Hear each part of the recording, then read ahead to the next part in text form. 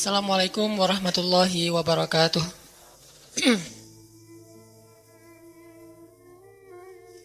Alhamdulillahirabbil alamin. Alhamdulillahilladzi hadana li hadza wa ma kunna linahtadiya laula an hadanallah. Asyhadu an la ilaha illallah wahdahu la syarikalah wa asyhadu anna Muhammadan abduhu wa rasuluhu la nabiyya ba'dah. Allahumma shalli wa sallim wa barik ala sayyidina Muhammadin wa ala alihi wa sahbihi ajmain. Teman-teman yang dirahmati Allah Subhanahu wa taala, pertama-tama kita tidak henti-hentinya untuk bertahmid, bersyukur kepada Allah atas nikmat yang Allah berikan buat kita selama ini, yang sebagian besarnya kita nggak sadar kalau kita mendapatkan nikmat itu. Di antara nikmat yang sering kita nggak sadari itu adalah nikmat Allah menyelamatkan kita dari banyak kerugian. Kalau keuntungan kan kita tahu nih, karena wujud kan. Tapi kalau kerugian, kita seringnya nggak tahu karena tidak berwujud. Kalau berwujud, rugi. Kalau dihindarkan dari kerugian, pasti nggak akan ada wujudnya. Misalnya, dihindarkan dari jatuh, berarti kan nggak ada lecetnya ya. Kalau lecet, berarti jatuh. Kalau nggak lecet, berarti nggak jadi jatuh. Nah, ini berarti kan tidak berwujud. Karena nggak berwujud, seringnya kita nggak sadar kalau itu nikmat dari Allah. Tapi kita harus belajar yakin, itu sering terjadi dalam hidup kita. Baik itu lecet fisik ataupun lecet hati. Berat. Karena kalau udah kerasa di hati kita kan berarti ada masalah nih.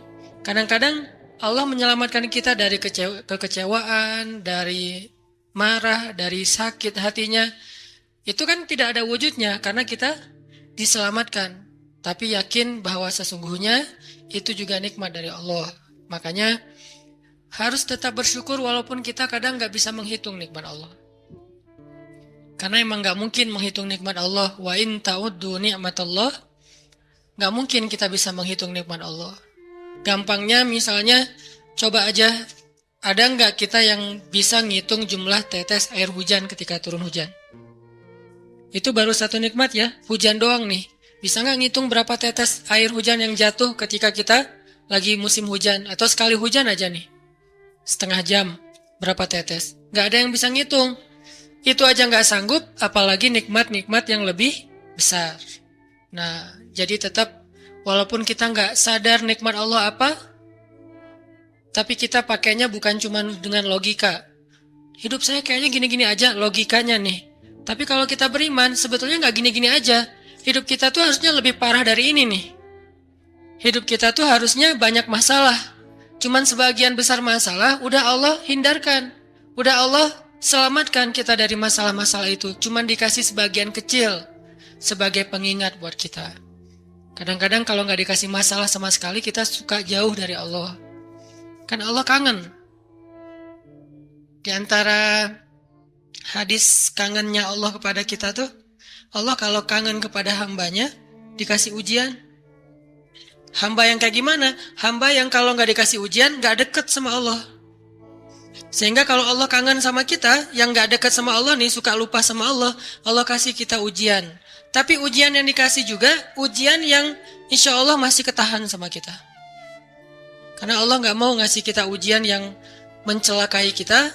Kalau itu terjadi namanya bukan ujian, tapi namanya azab. Dan insya Allah orang beriman gak dapat itu. Yang dapat kayak gitu tuh kelasnya udah kelas Firaun, Haman, Korun, Namrud ya.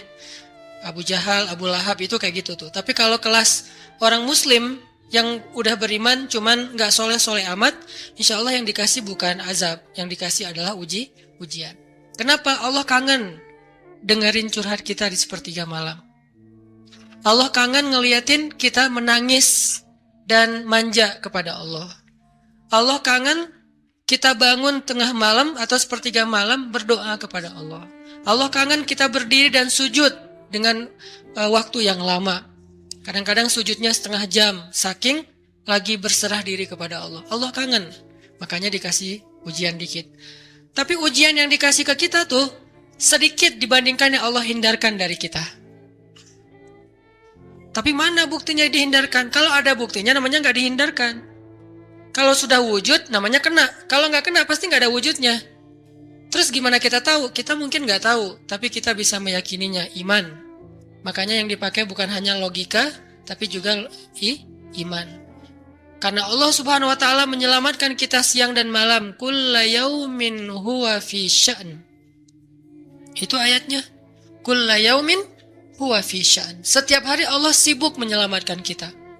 Salah satu tafsir dari kalimat fi sya'nin adalah Allah sibuk menyelamatkan kita.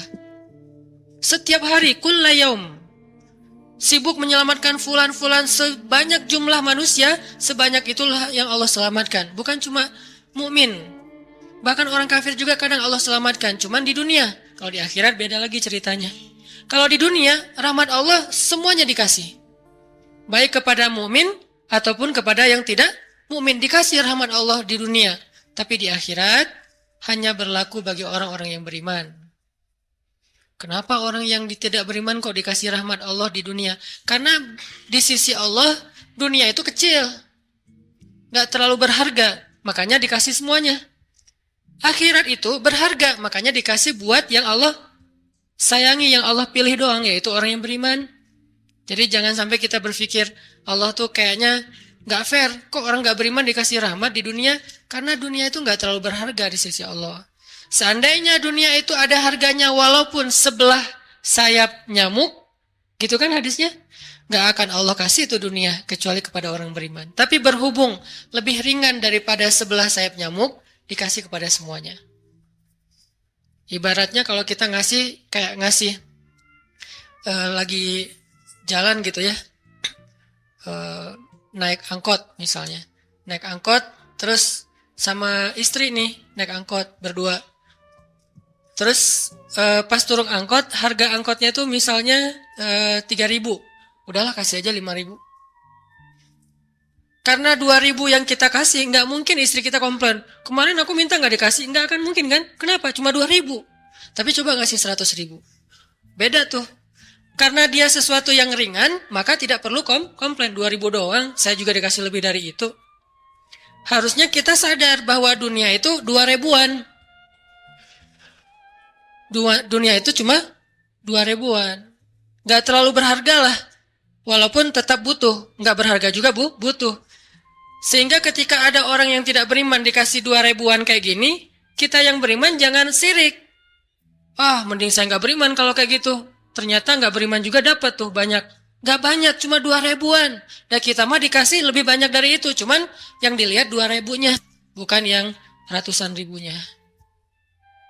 Ini artinya, teman-teman, yuk kita tetap belajar bersyukur kepada Allah. Walaupun kita nggak sadar nikmat Allah itu apa. Kita nggak bisa ngitung dengan logika kita. La tuhsuha, nggak mungkin bisa dihitung dengan logika. Tapi kita masih punya logika iman. Yang kita yakin, kulla yaumin huwa fi sya'n. Setiap hari itu Allah ngasih nikmat buat kita. Setiap hari itu Allah menyelamatkan kita dari banyak masalah. Setiap hari. Bukan pernah tuh dulu gua nyelamatin lo. Enggak. Setiap hari diselamatin. Kita ada orang yang kadang-kadang nyelamatin kita dari satu musibah. Itu kan berjasa dan kita kayak ngingat seumur hidup kan ya. Dianggap kayak orang yang paling berjasa dalam hidup kita. Dulu hampir putus gara-gara dia nggak jadi. Nggak jadi putus gitu. Nyambung lagi dalam bentuk yang halal misalkan ya. Berarti kan dia paling berjasa nih. Kalau nggak gara-gara dia nih, udah putus tuh. Kalau nggak gara-gara dia udah cerai nih. Alhamdulillah gara-gara si fulan, gara-gara ustadz itu, gara-gara teman saya, gara-gara orang tua, kita yang tadinya hampir bercerai, nggak jadi bercerai kan dia berarti berjasa banget dalam hidup kita, menyelamatkan rumah tangga. Allah menyelamatkan kita dari yang kayak gitu-gituan tuh kulla yaum, setiap hari. Kalau yang belum menikah, setiap hari Allah menyelamatkan kita dari zina. Apalagi kita hidup di zaman fitnah. Apalagi kita hidup di kota besar kayak di Bandung, yang fitnahnya mungkin lebih besar daripada di desa. Dengan mudah kita bisa terjerumus ke dalam dunia-dunia yang kayak gituan. Mudah banget.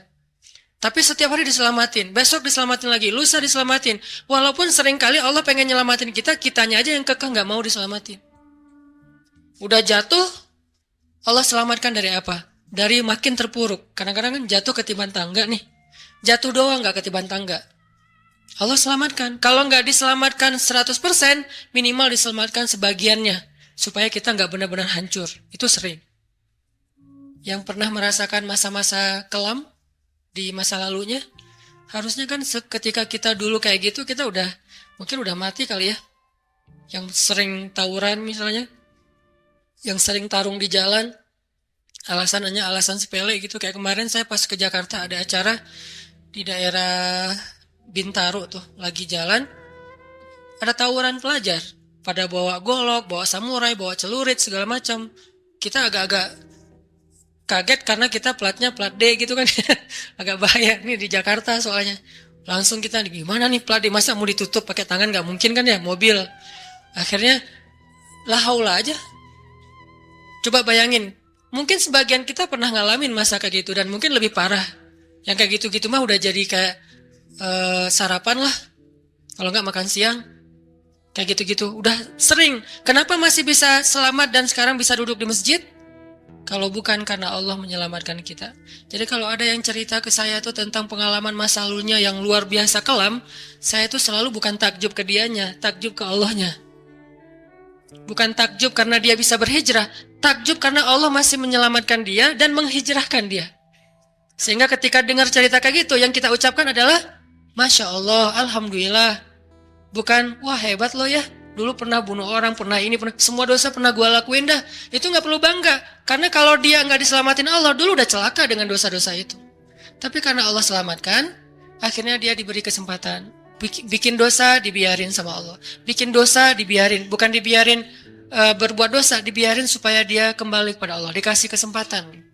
Dan itu gak sehari, bertahun-tahun kan kita kayak gitu. Masih aja Allah biarin, masih Allah kasih kesempatan.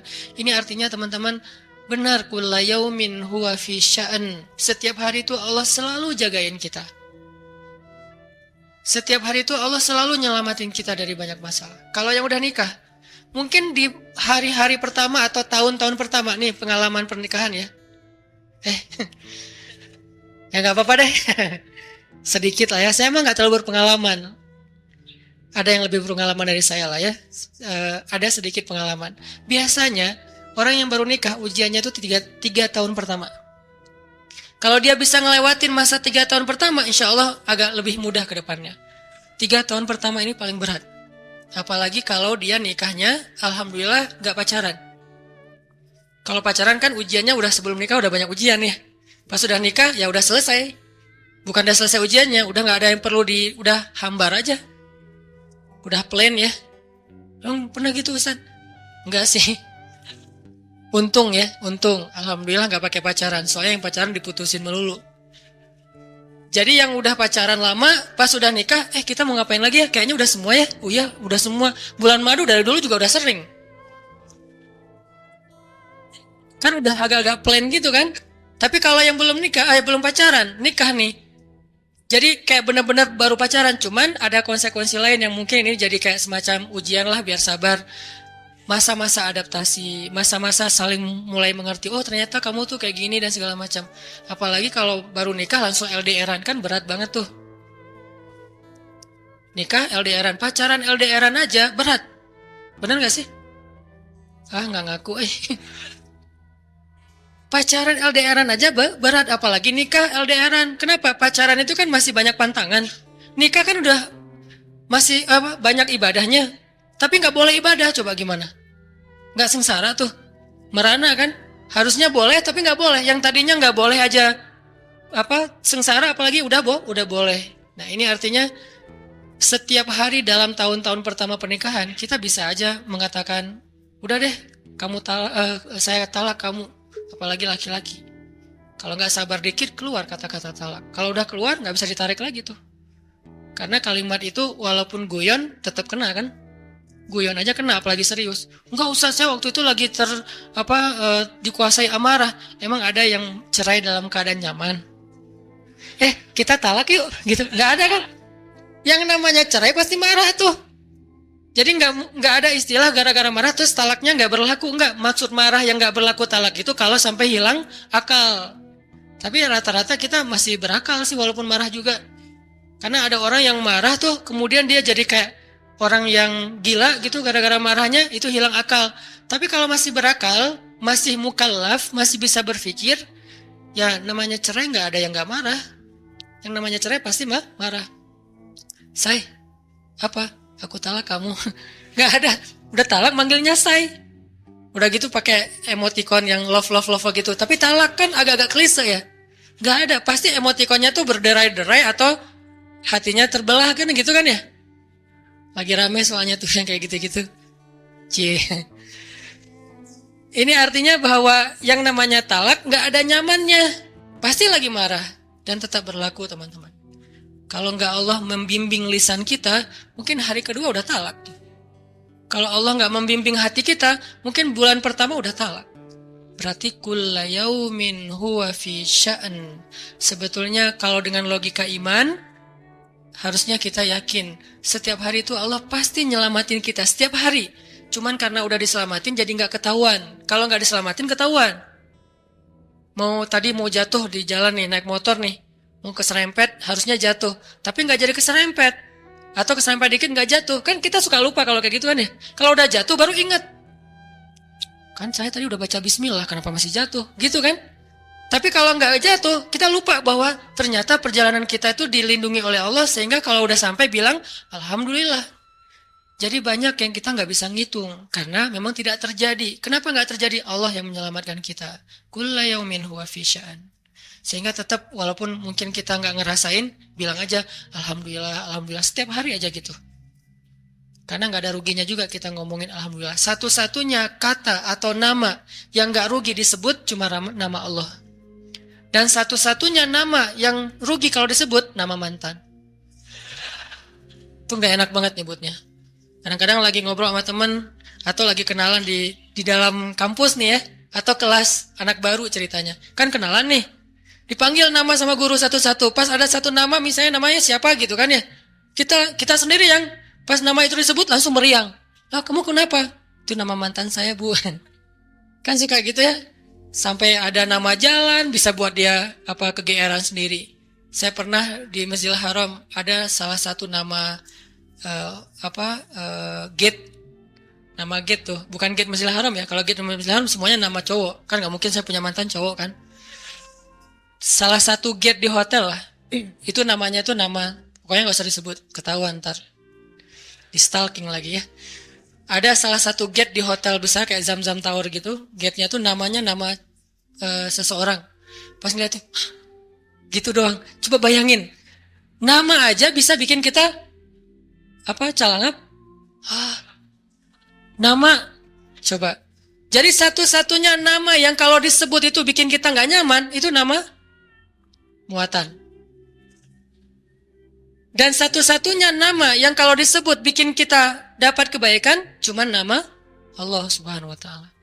Setelah itu baru nama Muhammad SAW. Makanya nggak ada ruginya lah bilang Bismillah, Innalillah, Astagfirullah, Masya Allah, Subhanallah dan segala macam yang ada kata Allahnya. Sehingga Nabi bilang segala sesuatu yang di dalamnya ada nama Allah maka diberkahi. Dan segala sesuatu yang di dalamnya tidak ada nama Allah maka tercabutlah kebaikannya. Jadi nggak ada rugi. Sehingga sampai nama orang aja yang paling baik itu adalah Abdullah sama Abdurrahman. Walaupun manggilnya Dul, El, tapi tetap namanya bagus nih. Abdullah, Abdurrahman. Kepanjangan prolognya. Tapi ada hubungannya. Allah itu kalau kangen sama kita, Allah kasih kita ujian. Makanya jangan bikin Allah ngasih kita ujian kalau kangen, tapi ngasih kita nikmat. Kenapa Allah kasih kita nikmat? Soalnya kita udah biasa, nggak perlu diuji juga, udah tetap setiap malam tuh curhat sama Allah. Bukan pas lagi banyak masalah doang baru curhat. Kalau pas banyak masalah doang baru curhat, berarti pas kita lagi normal, kita lama tuh nggak ketemu Allah, nggak pernah miss call Allah, nggak pernah japri Allah, nggak pernah curhat ke Allah, nggak pernah DM. Kan Allah kangen nih. Kemana ya dia? Kok nggak pernah DM saya? Kok nggak pernah miss call saya? Kok nggak pernah japri ke saya? Padahal online-nya sering loh. Tapi kok nggak pernah ke saya nih, online-nya masih apa nih? Kan Allah suka gitu sama hambanya, walaupun dengan analogi sosmed ya. Tapi Allah tuh perhatian banget sama kita. Allah nungguin kita datang. Setelah sekian lama kita cuek sama Allah, tiba-tiba kita baru niat mau datang. Duh, Udah lama juga ya saya belum japri ke Allah. Baru gitu doang, belum diketik nih, belum typing. Baru niat doang nih. Allah udah bahagia coba. Allah kok baik banget nih sama kita ya. Seolah-olah Allah butuh kita, padahal nggak sama sekali loh. Ghaniyun anil alamin. Allah tuh nggak butuh kepada siapapun di antara hambanya, nggak butuh sama sekali. Tapi kayak seolah-olah Allah tuh yang butuh banget sama kita. Saking baiknya Allah. Allah itu raufun, rahimun, karimun, jawadun, apalagi latifun. Nah, latifun Allah tuh sangat pengen dekat sama hambanya, itu Allah. Udah lama pergi nih, sibuk dengan semua orang di japri, semua orang dia chat sampai tengah malam chat sama orang lain, tapi Allah nggak pernah di japri. Allah tungguin. Kalau manusia mungkin kita bisa nyebutnya kayak kesepian gitu, tapi Allah kan nggak mungkin kesepian, tetap aja Allah nungguin seperti orang yang kesepian, saking kangennya sama kita coba. Begitu kita ada masalah datang ke Allah, Allah nggak bilang, giliran sekarang aja lo datang, nggak kayak gitu Allah. Langsung Allah dekap, langsung Allah, ada apa hambaku? Hal min hajah, apakah kamu butuh sesuatu? Hal min taib, apakah kamu mau diterima taubatnya? Hal min mustaghfir, apakah kamu mohon minta ampun? Allah tanya kepada kita setiap malam, dicuekin lagi, dicuekin lagi. Datang Allah ke langit dunia. Harusnya kan Allah suruh aja malaikat ya, malaikat kasih tahu ke dia supaya berdoa. Enggak, Allah yang langsung turun. Ibaratnya Allah yang ngejapri kita. Enggak dirit juga. Setiap malam japri, setiap malam enggak dirit. Padahal online-nya, lasinnya tuh per setiap jam, bahkan setiap menit dia online terus. Tapi yang Allahnya enggak dirit, ketimpa lagi tuh. Marahkah Allah? Enggak. Kalau Allah marah, pasti kita udah celaka dari dulu juga. Karena kalau Allah udah marah, maka perhatikanlah kaum-kaum sebelum kalian, kata Allah. Perhatikanlah kaum-kaum sebelum kalian, Ad, Samud, atau tokoh-tokoh sebelum kalian, Firaun, Haman, Namrud, dan seterusnya. Perhatikan kalau Allah udah marah nih. Berarti Allah belum marah sama kita. Tapi jangan sampai batasan waktu yang Allah buat itu kita lewatin, itu bahaya. Karena kalau Allah sudah menentukan waktunya, gak bisa ditolak lagi sama kita.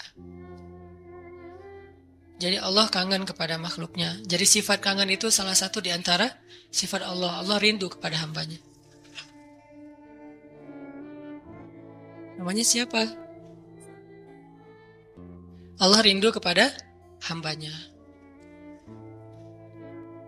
Sehingga kalau Allah aja kangen sama kita kangen gak sih sama Allah?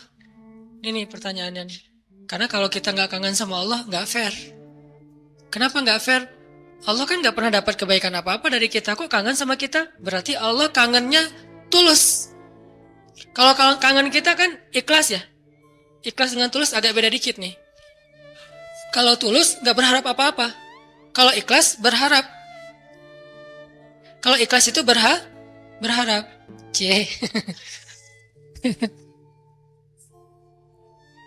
Sampai anak kecil juga ya, subhanallah ya.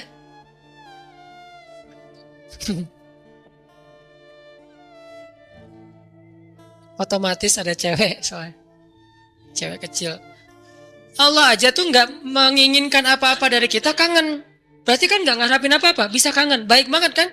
Nah kita kalau kangen pasti ada ngarapin sesuatu. Kayak kangen orang tua, kenapa? Pengen masakan ibu. Kangen kampung halaman, kenapa? Pengen jajan, pengen lihat suasana yang luar biasa di keluarga. Kan kangen ya kampung halaman. Kangen dia misalnya, pengen disiapin segelas apa misalnya, green tea lah atau Thai tea atau apalah, kalau yang standar mah ya, atau kopi misalnya. Kita mengharapkan sesuatu dalam kangennya kita. Kalau Allah kangen gak ngarapin apa-apa, karena Allah gak butuh kita. Kok kangen? Berarti Allah maha baik. Kangen mengharapkan sesuatu aja baik, apalagi kangen tanpa mengharapkan apa-apa. Dan yang lebih luar biasanya lagi, Allah bukan cuma gak mengharapkan apa-apa, kangen pengen ngasih sesuatu kepada kita. Kangen pengen ngasih sesuatu untuk kita. Itu kangennya Allah. Mirip dengan kangennya ibu, walaupun gak sama, pasti Allah lebih. Kangennya ibu tuh pengen masakin buat kita loh. Kangennya kita ke ibu, pengen masakan ibu. Beda kan? Jadi jangan merasa lebih baik daripada ibu kita ya. Karena realitasnya, jujurnya mah, kita kalau kangen ibu karena pengen dimasakin. Ibu kalau kangen kita karena pengen masakin. Jarang ada ibu kangen karena pengen masakan dari kita. Kan kita nggak bisa masak, kecuali chef lah ya. chef juga tetap makannya makanan ibu. Walaupun mungkin dia jago dalam masak, tapi ada sentuhan mukjizat dari seorang ibu yang emang nggak bisa dipakai bumbu. Itu lebih ke perasaan, ketulusan cinta. Beda pasti tuh. Ibu saya tuh kalau masak, mungkin banyak ibu-ibu lain atau siapapun perempuan yang masaknya tuh enak. Tapi tetap aja kalau yang dimasak oleh ibu tuh beda. Nggak tahu gimana, nggak bisa dijelasin aja pokoknya, beda. Gitu juga yang dimasakin oleh istri.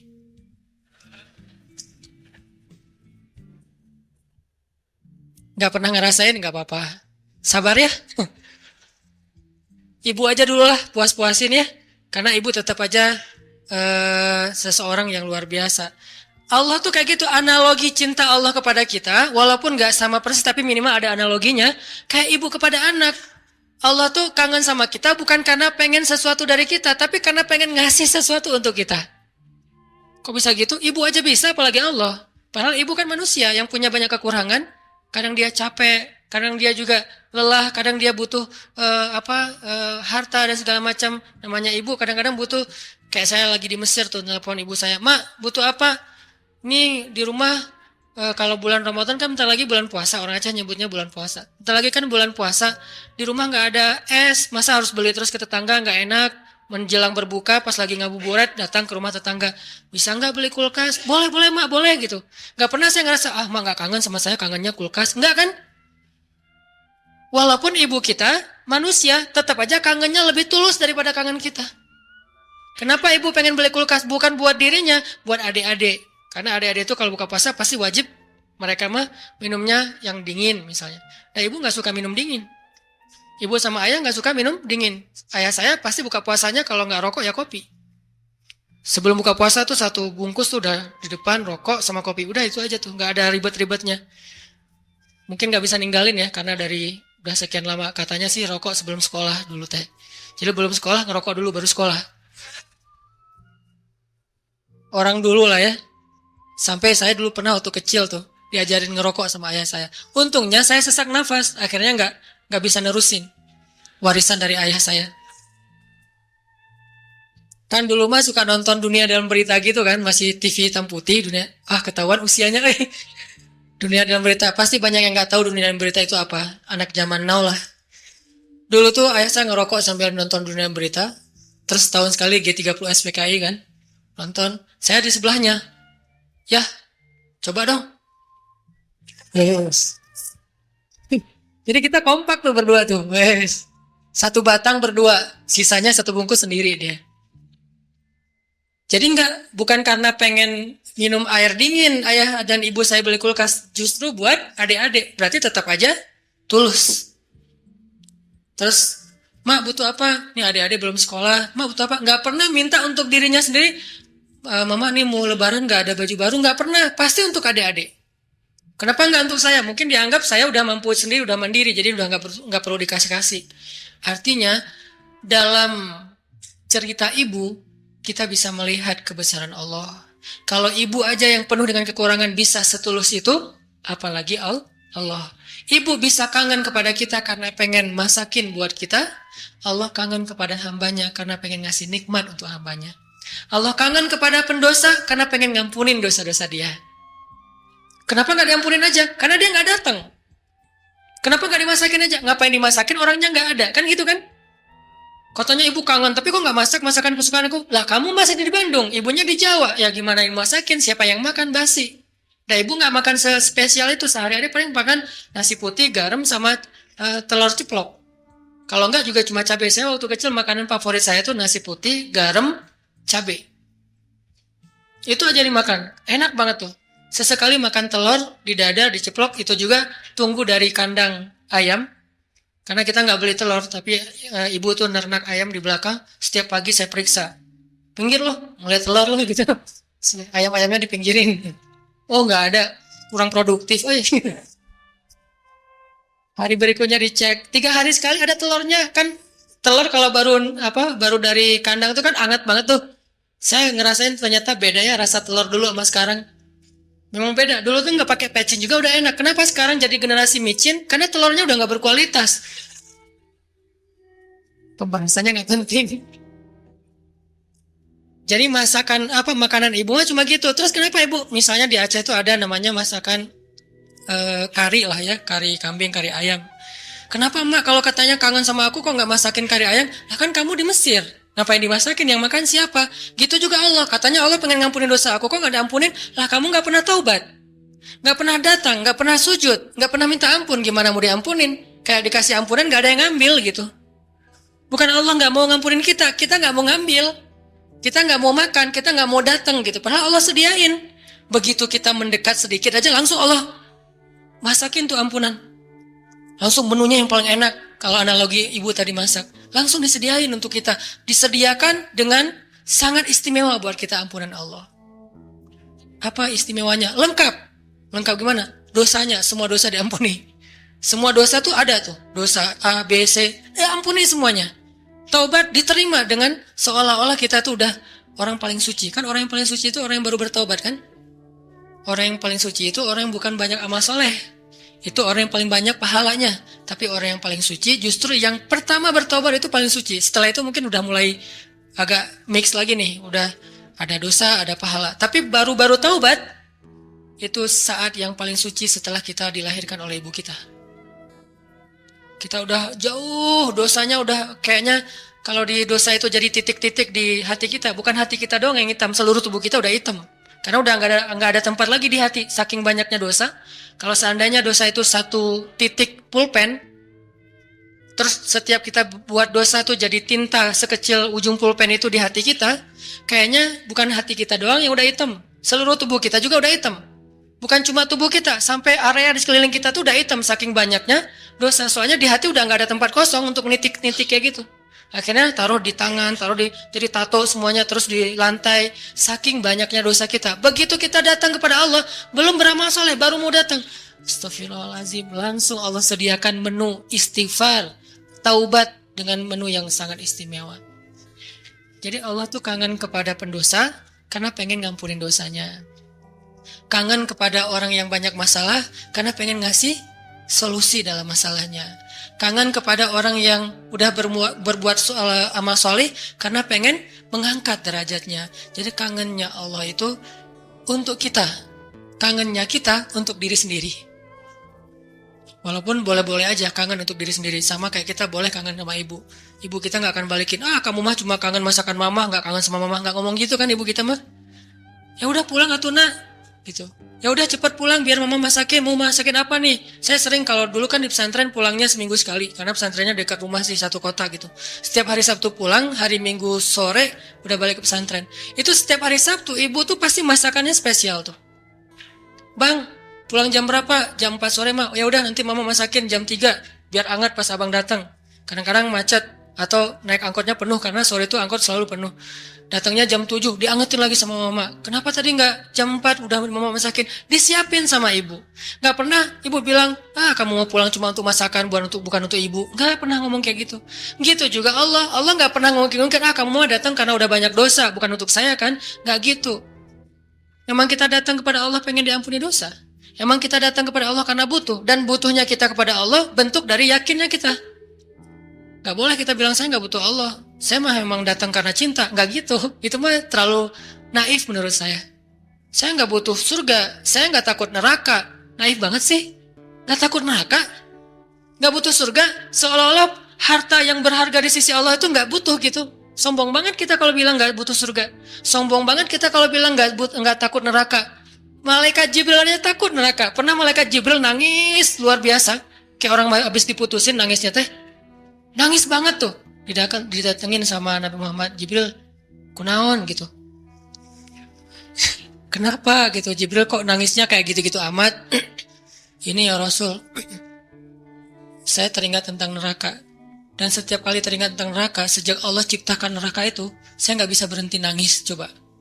Malaikat aja yang lebih keren dari kita, dzu quwwatin. Ya, malaikat itu kan paling kuat tuh, Jibril. Yang bilang malaikat Jibril kuat, Allah bukan kita. Berarti kuat banget nih, tapi takut neraka. Dan kita bilang gak takut neraka, sombong namanya. Harus takut neraka. Harus pengen surga. Dan tetap cinta kepada Allah. Dan itu gak bertabrakan tuh.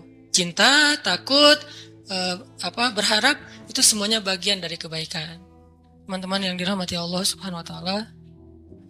Tadi kita sampai kepada pembahasan analogi gimana rindunya Allah, kangennya Allah kepada hambanya. Itu analogi yang mungkin agak mendekati, walaupun gak pernah ada yang sama dengan Allah pastinya. Adalah kangennya ibu kepada anaknya. Jadi kalau kangennya ibu kepada kita itu pengen masakin. Kalau kangen kita kepada ibu pengen dimasakin. Itu bedanya tuh. Jadi jangan berpikir ketika Allah kangen sama kita, Allah butuh kita, enggak. Justru Allah kangen sama kita karena pengen ngasih ke kita kebaikan-kebaikan. Allah kangen kepada pendosa bukan kangen karena dia orang soleh, enggak. Karena Allah sayang sama dia. Bukan karena, kok pendosa dikangenin? Bukan, itu mah kita yang hitung-hitungan. Makanya jangan menganalogikan Allah kayak kita. Seperti kita bilang, kan suka ada yang ngomong gini, ke Allah mah gak usah banyak minta, gak enak, mending beribadah aja.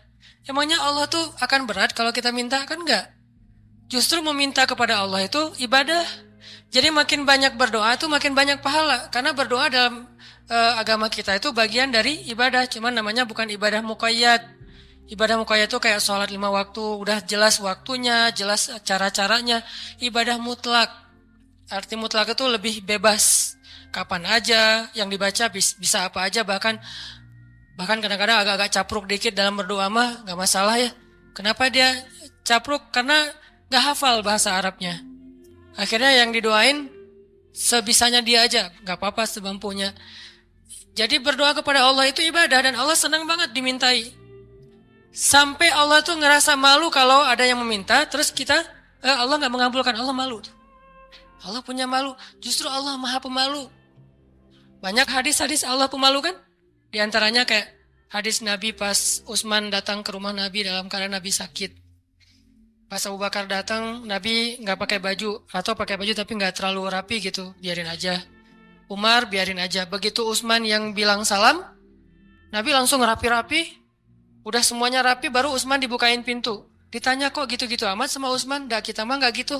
Kata Nabi, jangankan saya, Allah aja malu kepada Utsman. Terus Allah juga malu dalam hadis Nabi, sesungguhnya Allah malu kalau ada hambanya mengangkat kedua tangannya. Ini juga dalil bahwa berdoa boleh mengangkat tangan, jadi nggak perlu diperdebatkan lah. Nggak angkat tangan boleh, menelunjuk juga boleh. Nelunjuk jangan pakai analogi culture manusia. Kalau culture manusia gini tuh merintah kan ya. Tapi kalau culture agama ini bukan merintah, cuma Allah doang yang saya berharap gitu maksudnya. Doa kok gitu sih, kayak merintah Allah? Nggak, ini mah pakai perasaan kita. Kalau pakai perasaan agama mah nggak gitu. Kan Nabi kadang berdoa gini, kadang berdoa emang nggak pakai ngangkat tangan. Kapan tuh? Kayak pas naik kendaraan, kan nggak mungkin di atas onta gini kan? Agak-agak gimana gitu. Atau pas mau makan, tapi pas mau makan Bismillahirrahmanirrahim. Walaupun boleh ditambah Allahumma lakasumtu misalnya. Ya, atau Allahumma barik lana, asal nggak Bismika Allahumma amutu ahya. Kan gak harus gini, boleh juga gini, boleh gak sama sekali. Kadang Nabi juga berdoa dengan mengangkat tangan. Buktinya, sesungguhnya Allah malu. Kalau ada hambanya mengangkat kedua tangannya, lalu Allah tidak mengabulkan permintaannya, kan Allah malu nih. Bisa juga Nabi ngangkat tangannya gak gini, tapi gini. Kapan? Pas perang Badar. Kalau kita, pas besok mau ngelamar. Jadi perang Badarnya kita nih, jomblo nih. Lamaran, itulah perang Badarnya kita. Apalagi menghadapi calon mertua yang berkumis tebal teh kan. Itu berarti menghadapi musuh yang lebih kuat daripada kita kan ya. Butuh mukjizat lah itu mah. Sehingga doanya malamnya kayak gini. Pas sudah diterima gini lagi. Itulah kita. Artinya teman-teman, jangan ngelihat Allah seperti kita ngelihat makhluk. Tapi pasti Allah lebih baik daripada makhluknya. Pasti. Bahkan gak bisa dibandingin. Kalau ada ayat-ayat kayak analogi itu bukan perbandingan, lebih kepada analogi supaya kita bisa berpikir. Dan memang Islam itu mengajarkan kita dan melatih kita berpikir. Afala ta'qilun, afala la'allakum tadhakkarun, tatafakkarun, dan berpikirlah. Am hasibatum falyanzuru. Semuanya tentang berpikir. Jadi kalau ada istilah, udahlah nggak usah dipikir-pikirin, udah taat aja. Taat tapi berpikir. Jangan taat gak berpikir. Karena agama ini agama milik orang-orang yang cerdas, dibawa oleh orang yang paling cerdas di muka bumi. Dan kecerdasan itu di sini. Tapi kecerdasan doang nggak cukup, harus dipadukan dengan keimanan. Baru namanya Rabbaniyah. Nabi itu cerdas banget loh. Saking cerdasnya Nabi, turun ayat 1 juz kehafal sama Nabi. Jibril datang, Muhammad, dengarkan, didengerin sama Nabi. Al-An'am kan? 1 juz lebih sedikit, 11 lembar kan, 1 juz 10 lembar. Nabi dengerin, Jibril baca, udah selesai Jibril baca, Jibril naik ke langit, Nabi udah hafal. Nabi kasih tahu ke sahabat, udah turun ayat kepada saya yang lebih baik, yang lebih saya cintai daripada langit dan bumi, yaitu yang dibuka dengan Alhamdulillah. Sahabat Ibnu Mas'ud bilang, saya udah hafal ya Rasulullah. Ini lagi sifat tawadunya Rasul. Rasul gak bilang, emang lo doang, gue juga gitu. Enggak, saking tawadunya Rasul ya. Rasul malah kayak, seolah-olah beliau gak bisa gitu, saking menghargainya. Ini namanya ra'fah. Kalau kita kan suka ngeremehin orang, kalau Nabi gak ngeremehin orang, walaupun beliau pasti di atas rata-rata. Oh gitu Abdullah, coba-coba gitu. Kayak beliau tuh gak bisa kayak gitu. Abdullah pede kan? Wah bisa. Tapi Abdullah tahu lah Nabi pasti hafal karena Nabi nggak bisa baca. Kalau Abdullah mengulang hafalan itu dari Nabi mendengar, gimana kalau Nabi nggak hafal? Kan Nabi membacakan dulu di antara para sahabat. Nggak ada satu huruf pun yang salah yang dibacakan Nabi. Padahal cuma sekali dengar nih. Berarti Nabi itu orang cerdas. Hafalannya kuat. Dan lagi-lagi jangan ngelihat kecerdasan hanya dengan bisa baca tulis. Karena kalau kita pengen baca sejarah, bacalah dengan analogi, dengan persepsi sejarah. Jangan baca sejarah dengan persepsi kekinian, itu keliru. Saya nggak bilang salah ya, keliru. Karena salah dan keliru itu beda. Kalau salah dalam bahasa fikih namanya batil. Benar, hak. Kalau keliru, khata, benar, sawab.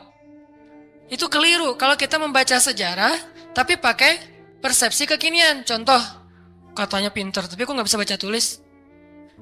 Karena di zaman sekarang, pintar itu dilihat dari kemampuan membaca dan menulis. Di zaman dulu, culture-nya belajar itu nggak lewat baca tulis. Di zaman Nabi dulu, belajarnya lewat menghafal. Jadi orang yang pintar di zaman itu adalah yang bagus hafalannya. Orang yang pintar di zaman sekarang adalah yang paling pintar nulis dan membacanya. Bahkan zaman now mah udah nggak baca tulis. Udah lebih ke aplikasi. Udah lebih ke otak-atik. Bahkan kadang-kadang nggak aplikasi, googling aja. Saking simpelnya. Jadi orang yang mungkin sekarang dianggap agak kekinian, nggak pintar lagi istilahnya kekinian. Kalau dia dengar ceramah, udah pakai misalnya streaming, atau kalau dia lihat langsung dia pakai recording. Kalau dulu nggak pakai recording aplikasi, recordingnya di sini. Sehingga culture model belajar di zaman Nabi dengan zaman sekarang berbeda. Sehingga kita nggak boleh menjudge sejarah dengan persepsi kekinian, tuh nggak boleh. Sama kayak kita menjudge Nabi menikah dengan anak di bawah umur dengan persepsi kekinian. Memang 12 tahun itu atau 11 tahun di zaman sekarang itu di bawah umur. Tapi di zaman itu coba kita baca sejarahnya lebih lengkap deh. Aisyah sebelum dilamar sama Nabi itu udah khitbahan loh. Udah jadian. Sama siapa? Sama anak seorang laki-laki yang belum beriman. Namanya anak Mut'im bin Adi. Mut'im bin Adi ini salah satu orang kafir tapi pelindung Nabi kayak Abu Talib. Setelah Abu Talib wafat, yang gantiin Abu Talib itu Mut'im namanya. Mut'im bin Adi. Aisyah itu udah ditunangkan sama anaknya Mut'im. Nabi nggak tahu. Nabi dapat mimpi kan? Yang dapat kain sutra dari surga gitu. Nabi datang kepada Abu Bakar bilang, ya Abu Bakar, saya bermimpi melamar Aisyah anakmu. Bagaimana pendapatmu? Abu Bakar diam-diam pergi ke Mut'im. Karena Abu Bakar sendiri kalau dilamar Nabi siapa yang bisa nolak kan ya? Nabi yang ngelamar kan? Jangankan untuk Nabi, untuk siapa dulu teh? Julaibib aja diterima kan ya? Apalagi sekarang untuk Nabi nih. Akhirnya diam-diam Abu Bakar datang ke Mut'im. Angkat dong teleponnya, karena nggak diangkat-angkat dari tadi teh. Pas diangkat, udah apa Abu Bakar? Ini ada masalah nih, yuk kita ketemuan. Ya udah di kafe mana? Itu dekat SM aja gitu. Ketemuan kata Abu Bakar, Mut'im nih gimana nih, saya galau berat, saya nggak enak sama kamu, emang ada masalah apa? Kan kita udah lama berteman, biasa aja lah gitu. Kata Abu Bakar, Muhammad kamu tahu kan? Oh ya siapa yang nggak tahu, Muhammad kan ya orang yang paling mulia di Mekah, dia ngelamar Aisyah. Mut'im senyum, bukan kaget, bukan dasar tuh orang, enggak, senyum. Jadi yang bete Muhammad menikah dengan Aisyah itu justru harusnya kan Mut'im kan? Bapak calon mertuanya anak Aisyah gitu. Kenapa kita yang bete nih? Orang kita nggak ada hubungan apa-apa dengan Aisyah. Akhirnya Mut'im senyum.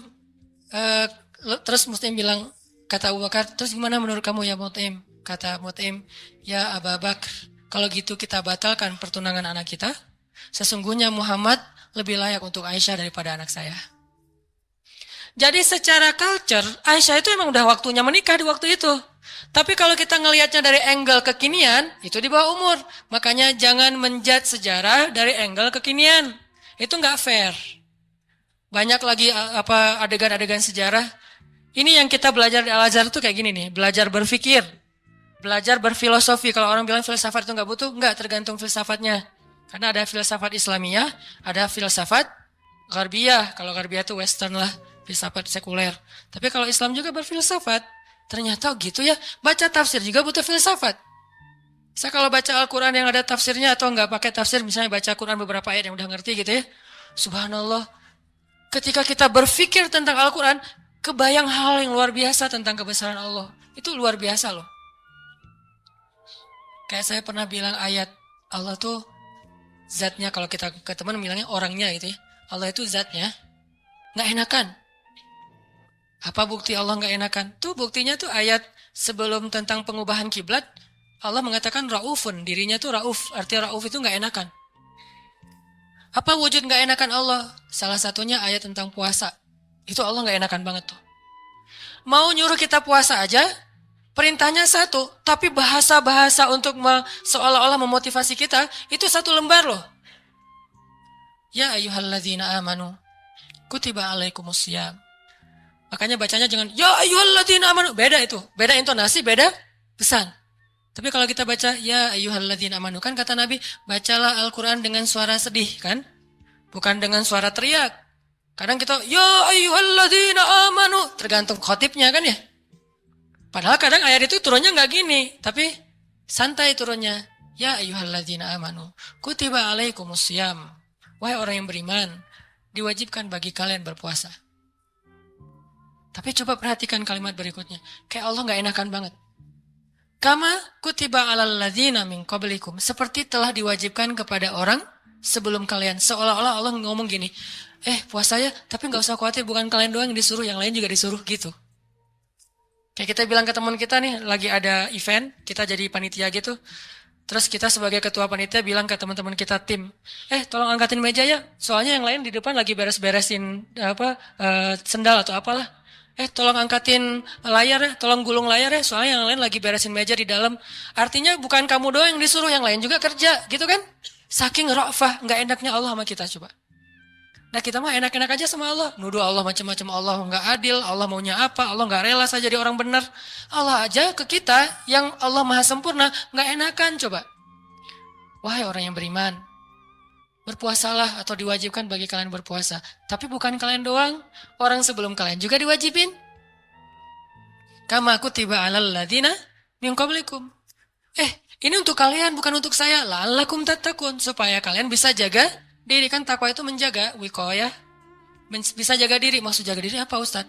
Kan kata Nabi juga bagi para jomblo, kata Nabi kan ya. Kalau kalian udah sanggup menikah, menikahlah. Kalau nggak sanggup atau nggak ada yang mau, nggak ada yang mau sih, nggak ada hadisnya sih, nggak sanggup maksudnya. Nabi kan ngomongnya elegan ya, saya aja yang nerjemahinnya kurang elegan. Maksud nggak sanggup di sini itu bukan cuma nggak punya materi, nggak ada yang mau juga. Kan nggak mungkin Nabi bilang nggak mau ya, nggak ada yang mau ya, nggak mungkin kan? Kalau kalian nggak sanggup, dalam kurung versi saya nih, nggak punya uang atau nggak punya calon, atau ada calon banyak tapi nggak ada yang mau, misalnya tutup kurung, gitu kan? Kalau kalian nggak sanggup, puasalah. Karena itu bisa menjaga diri kalian. Udah Ustadz puasa makin pengen nikah. Saya banget tuh. Dulu. Alhamdulillah udah enggak lah. Cukup ya. Oke, lanjut. Supaya kalian bisa jaga diri. La'allakum tattaqun. Karena takwa itu menjaga diri. Bisa menjaga diri dari hawa nafsu. Bisa jaga diri dari api neraka. Banyak makna jaga diri di sini. Udah selesai belum? Allah masih ngomong gini, ayyamam ma'dudat. Gak usah khawatir, gak lama kok, cuma beberapa hari. Kenapa Allah gak bilang aja 29 hari atau 30 hari?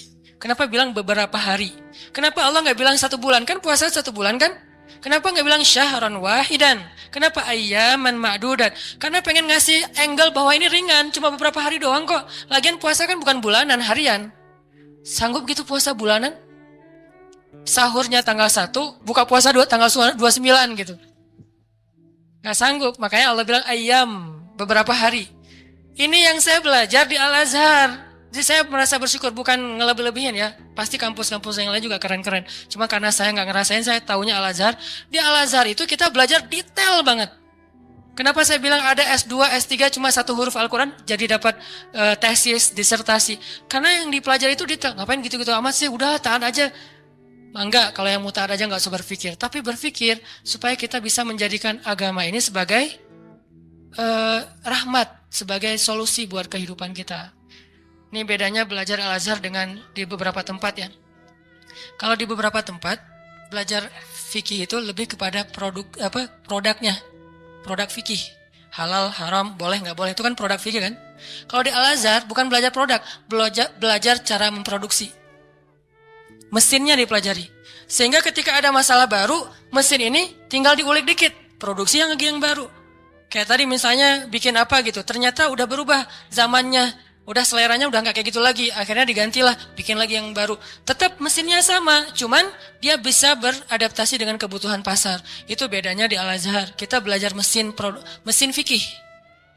Bagaimana memproduksi fatwa kalau di bidang fikih. Kalau di tafsir, bagaimana mengambil ayat terus jadi kesimpulan berfikir.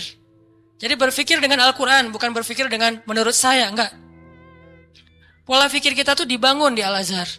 Sehingga pas kita dengerin dosen ngomong, bener-bener tuh calangapan bener tuh. Karena ilmu dosen-dosen di sana tuh luar biasa. Kalau ngomong tuh kayak seolah-olah dia udah kuasai seluruh Al-Quran, dia jadi Al-Quran itu diambil tuh sepotong-sepotong dikumpulin, jadilah satu menu makanan. Tuh gitu di Al-Azhar teh. Intinya yang saya pengen sampaikan kepada teman-teman, jangan ngelihat Allah kayak ngelihat makhluk. Karena nanti jadi salah paham. Jangan banyak mintalah, gak enak sama Allah. Justru Allah itu gak enak kalau gak diminta. Allah senang banget kalau kita minta. Dan Nabi yang paling banyak meminta ke Allah namanya Ibrahim. Sehingga disebut Inna Ibrahim la'awwahun halim. Apa arti awwah? Bukan awwah ya. Awwah artinya da'a, suka berdoa. Dan di Al-Quran itu Nabi yang paling banyak kalimat doanya kan Ibrahim kan? Dikit-dikit, ya Rabbi, ya Ilahi, ya Allah. Selain Musa, awwahun, da'a, suka berdoa. Gitu juga tadi dalam kasus surga neraka. Ada orang bilang, saya emang gak takut sama neraka. Setan aja, iblis takut sama neraka. Kita lebih garang daripada iblis? Enggak. Iblis itu udah paling, kalau dibilang bejat, paling bejat mah iblis. Udah gak ada lagi lebih bejat daripada iblis. Udah gua mah lebih bejat dari iblis, gak ada. Iblis itu paling bejat tuh udah. Jadi kalau ada manusia, gimana pun dia bejat masih kalah sama iblis. Yang paling soleh itu adalah Muhammad SAW. Walaupun yang paling suci adalah malaikat. Tapi yang paling soleh, beda suci sama soleh ya. Karena orang soleh bisa aja ada kesalahan. Nih berpikir nih. Orang soleh tetap ada kesalahan. Kalau suci gak ada kesalahan. Dan gak ada manusia yang suci. Yang ada manusia yang soleh. Nabi bukan suci, maksum, terjaga. Kesalahan tetap ada, tapi bukan dosa. Karena Nabi tidak berbuat dosa, karena maksum. Tapi kesalahan, beliau bermasa muka, beliau salah memutuskan tentang perkara tawanan perang dalam perang surat Al-Anfal. Beliau salah misalnya keliru dalam masalah sikap kepada orang-orang yang belajar kepada beliau, terus didatangin orang-orang kafir Quraisy yang belajar suruh mojok dulu, ditegur sama Allah. Ayat teguran ke Nabi itu banyak loh, termasuk beliau karena pengen nyenengin istri-istrinya lagi cemburu. Nabi bilang, ya udah deh, saya nggak akan minum madu lagi. Kan baru pulang nih dari rumah salah satu istrinya, ketemu istri yang Aisyah. Aisyah nanya, dari mana aja sih, kok lama banget datangnya? Itu dari rumah Sofia. Ngapain sih di sana terus? Kan dia tuh maksudnya pendek gitu. Udahlah, makan apa sih? Dikasih apa di sana? Emang makanannya enak banget ya? Enggak, cuma minum madu doang. Wah, nggak enak, pasti madunya nggak bener nih. Mulutnya nggak enak tuh. Akhirnya Nabi bilang, ya udah, mulai sekarang saya nggak akan minum madu lagi. Demi menyenangkan Aisyah. Turun ayat. Wahai Nabi, kenapa kamu mengharamkan apa yang Allah halalkan demi menyenangkan istrimu? At-Tahrim. Yang paling soleh di muka bumi dan di dunia akhirat dan langit bumi nih, Nabi Muhammad. Tapi yang paling suci, malaikat. Di sini ketahuan, oh ternyata orang soleh juga bisa ngelakuin kesalahan. Kalau Nabi kekeliruan, kalau kita kesalahan. Tapi dia langsung recovery, balik. Gak ada yang suci. Fala tuzakku anfusakum. Jangan kalian menganggap diri kalian suci. Tapi yang paling bejat adalah iblis. Kemudian setan. Setan ini minal jinnati wan nas, ada jin ada manusia. Sehingga kita kalau bilang saya nggak takut neraka agak-agak klise menurut saya. Berarti sia-sia dong Allah ciptain neraka, ternyata manusia nggak takut. Jadi kayak Allah udah banyak fattakun nar, itu perintah loh. Fattakun fa illam taf'alu wa la taf'alu fattakun nar. Apa arti kata fattakun nar? Takutlah kalian kepada neraka. Nar bahasa Arab. Naruka, nerakamu. Jadi bahasa Indonesia neraka. Bahasa Arab yang diserap menjadi bahasa Indonesia. Fattakun nar allati u'iddat lil kafirin. Yang disiapkan untuk orang yang kufur. Jadi kalau nggak takut neraka, Allah udah nakut-nakutin di Al-Quran. Seolah-olah kita bilang, nggak takut, gitu kan ya? Gimana tuh sama Allah? Kan agak-agak aneh nih. Nggak takut. Dunia aja kita takut dengan hal-hal yang mengerikan. Gak usah yang benar ya. Yang cuma halusinasi aja takut. Setan, hantu, gundurwo, yang gitu-gitulah. Gitu aja bisa bikin kita takut. Padahal itu nggak nyata. Nyata nggak sih? Saya belum pernah lihat, alhamdulillah ya. Gak tahu kalau ngelihat. Ustadz juga kan manusia. Artinya yang nggak nyata-nyata amat aja kita takut. Giliran yang nyata, Allah sendiri suruh kita takut, malah nggak takut. Kan agak klise nih. Pasti pola pikirnya nggak menyeluruh nih. Belum lengkap. Belum utuh. Surga. Biasa aja nggak pengen surga. Seolah-olah kita ngeremehin surga itu nggak berharga. Surga itu kata Nabi adalah ala sil'atallahi ghaliyah. Ala sil'atallahi lil jannah. Harta Allah yang paling berharga itu adalah surga. Bukan dunia. Dunia aja kita pengen, masa surga enggak? Padahal kata Allah, dunia ini enggak ada apa-apa dibandingkan surga. Klise lagi kan? Kita pengen surga, dan Allah senang kita pengen surga. Kita takut neraka, dan Allah senang kita takut neraka. Karena semua itu bagian dari yakin kita kepada Allah. Cuman, jangan hanya di lisan, harus di hati. Kenapa kamu sholat 5 waktu? Kalau saya nggak sholat, ntar diazab kubur. Gak apa-apa. Kenapa kamu sedekah? Karena pengen dapat pahala banyak. Gak apa-apa. Wah, kalian mah gak ada yang tulus. Dan saya mah kalau sholat, sedekah segala macam, bukan karena surga neraka. Saya sholat dan segala macam karena cinta sama Allah. Gak ada tolak belakangnya antara satu dengan yang lain. Cinta bagian dari iman, takut bagian dari iman, berharap bagian dari iman. Kan iman itu ada 60-an cabang. Termasuk malu, bagian dari iman. Sehingga gak perlu dibentur-benturin, ambil yang sebagian, buang yang lain, gak. Terus gimana nih? Orang beriman juga berderajat. Lahum darajatun. Ada yang imannya baru malu doang nih. Ada yang imannya udah malu plus takut. Ada yang imannya udah malu plus takut plus berharap. Ada yang iman, malu, takut, berharap, cinta. Terus nambah-nambah. Karena darajatun. Manusia itu berderajat-derajat di antara orang yang beriman. Setelah Allah bilang ulaika humul mu'minuna haqqa, Allah bilang lahum darajatun. Mereka bertingkat-tingkat. Jadi teman-teman, coba kita bayangin bahwa Allah itu emang kangen sama kita. Allah tersenyum kepada hambanya. Dulu ada beberapa orang yang mungkin karena salah paham maksud saya, pernah dalam tanda petik tahzir lah ya. Dulu saya pernah mengalami masa-masa tahzir tapi dicuekin. Katanya Allah senyum. Apa Anda waras? Allah kok senyum? Ada banyak hadis Allah tersenyum. Salah satu hadis Allah tersenyum itu hadis tentang doa safar kan? Ketika Ali bin Abi Thalib naik ke atas kendaraan bilang Allahu Akbar. Duduk di atas kendaraan mengatakan Alhamdulillah. Ketika mau udah jalan baca Subhanalladzi sakhkhara lana hadza. Kemudian di akhirnya Rabbi zalamtu nafsi zulman katsira fa innahu la yaghfirudz dzunuba illa anta faghfirli. Faman yaghfirudz dzunuba faghfirli maghfiratan min indika warhamni. Lalu setelah baca itu Ali tersenyum. Orang yang bawa onta atau kudanya Ali ngelihat, "Ya Ali, kenapa Anda tersenyum?" Kata Ali, "Karena saya melihat Rasulullah juga tersenyum dulu setelah membaca doa ini." Lalu saya tanya ke Rasul, "Kenapa Nabi tersenyum?" Kata Nabi mengatakan, "Karena setelah membaca doa ini Allah tersenyum." Kapan Allah tersenyum? Ketika kita beristighfar. Jadi kalau kita beristighfar teman-teman, Allah senyum. Cuman gimana senyumnya Allah? Laisa kamitslihi syai'. Allah nggak sama dengan makhluk. Cuman kita yakin Allah tersenyum. Gimana bentuk senyumnya nggak usah dibayang-bayangin. Allah senyumnya gini nggak ya? Nggak usah dibayang-bayangin. Allah senyumnya gini atau yang flat tapi banyak kelihatan gigi gitu kan, kayak emoticon gitu. Enggak lah, nggak usah dibayangin. Pokoknya senyum weh. Allah senyum artinya Allah senang. Termasuk kayak ada hambanya yang bertobat, Allah tuh bahagia. Saking bahagianya lebih daripada orang yang ketika dapatin onta yang hilang, terus dia bilang, Allah, anta abdi wa ana rabbuk. Ya Allah, engkaulah hambaku dan aku Tuhanmu. Ngomongnya salah saking bahagia. Allah lebih bahagia dari orang itu terhadap orang yang bertobat. Berarti kan Allah emosional ya. Allah itu emosional. Bahagia, marah, senang, cinta, tersenyum, emosional. Cuman emosi Allah itu maha sempurna, gak seperti makhluk.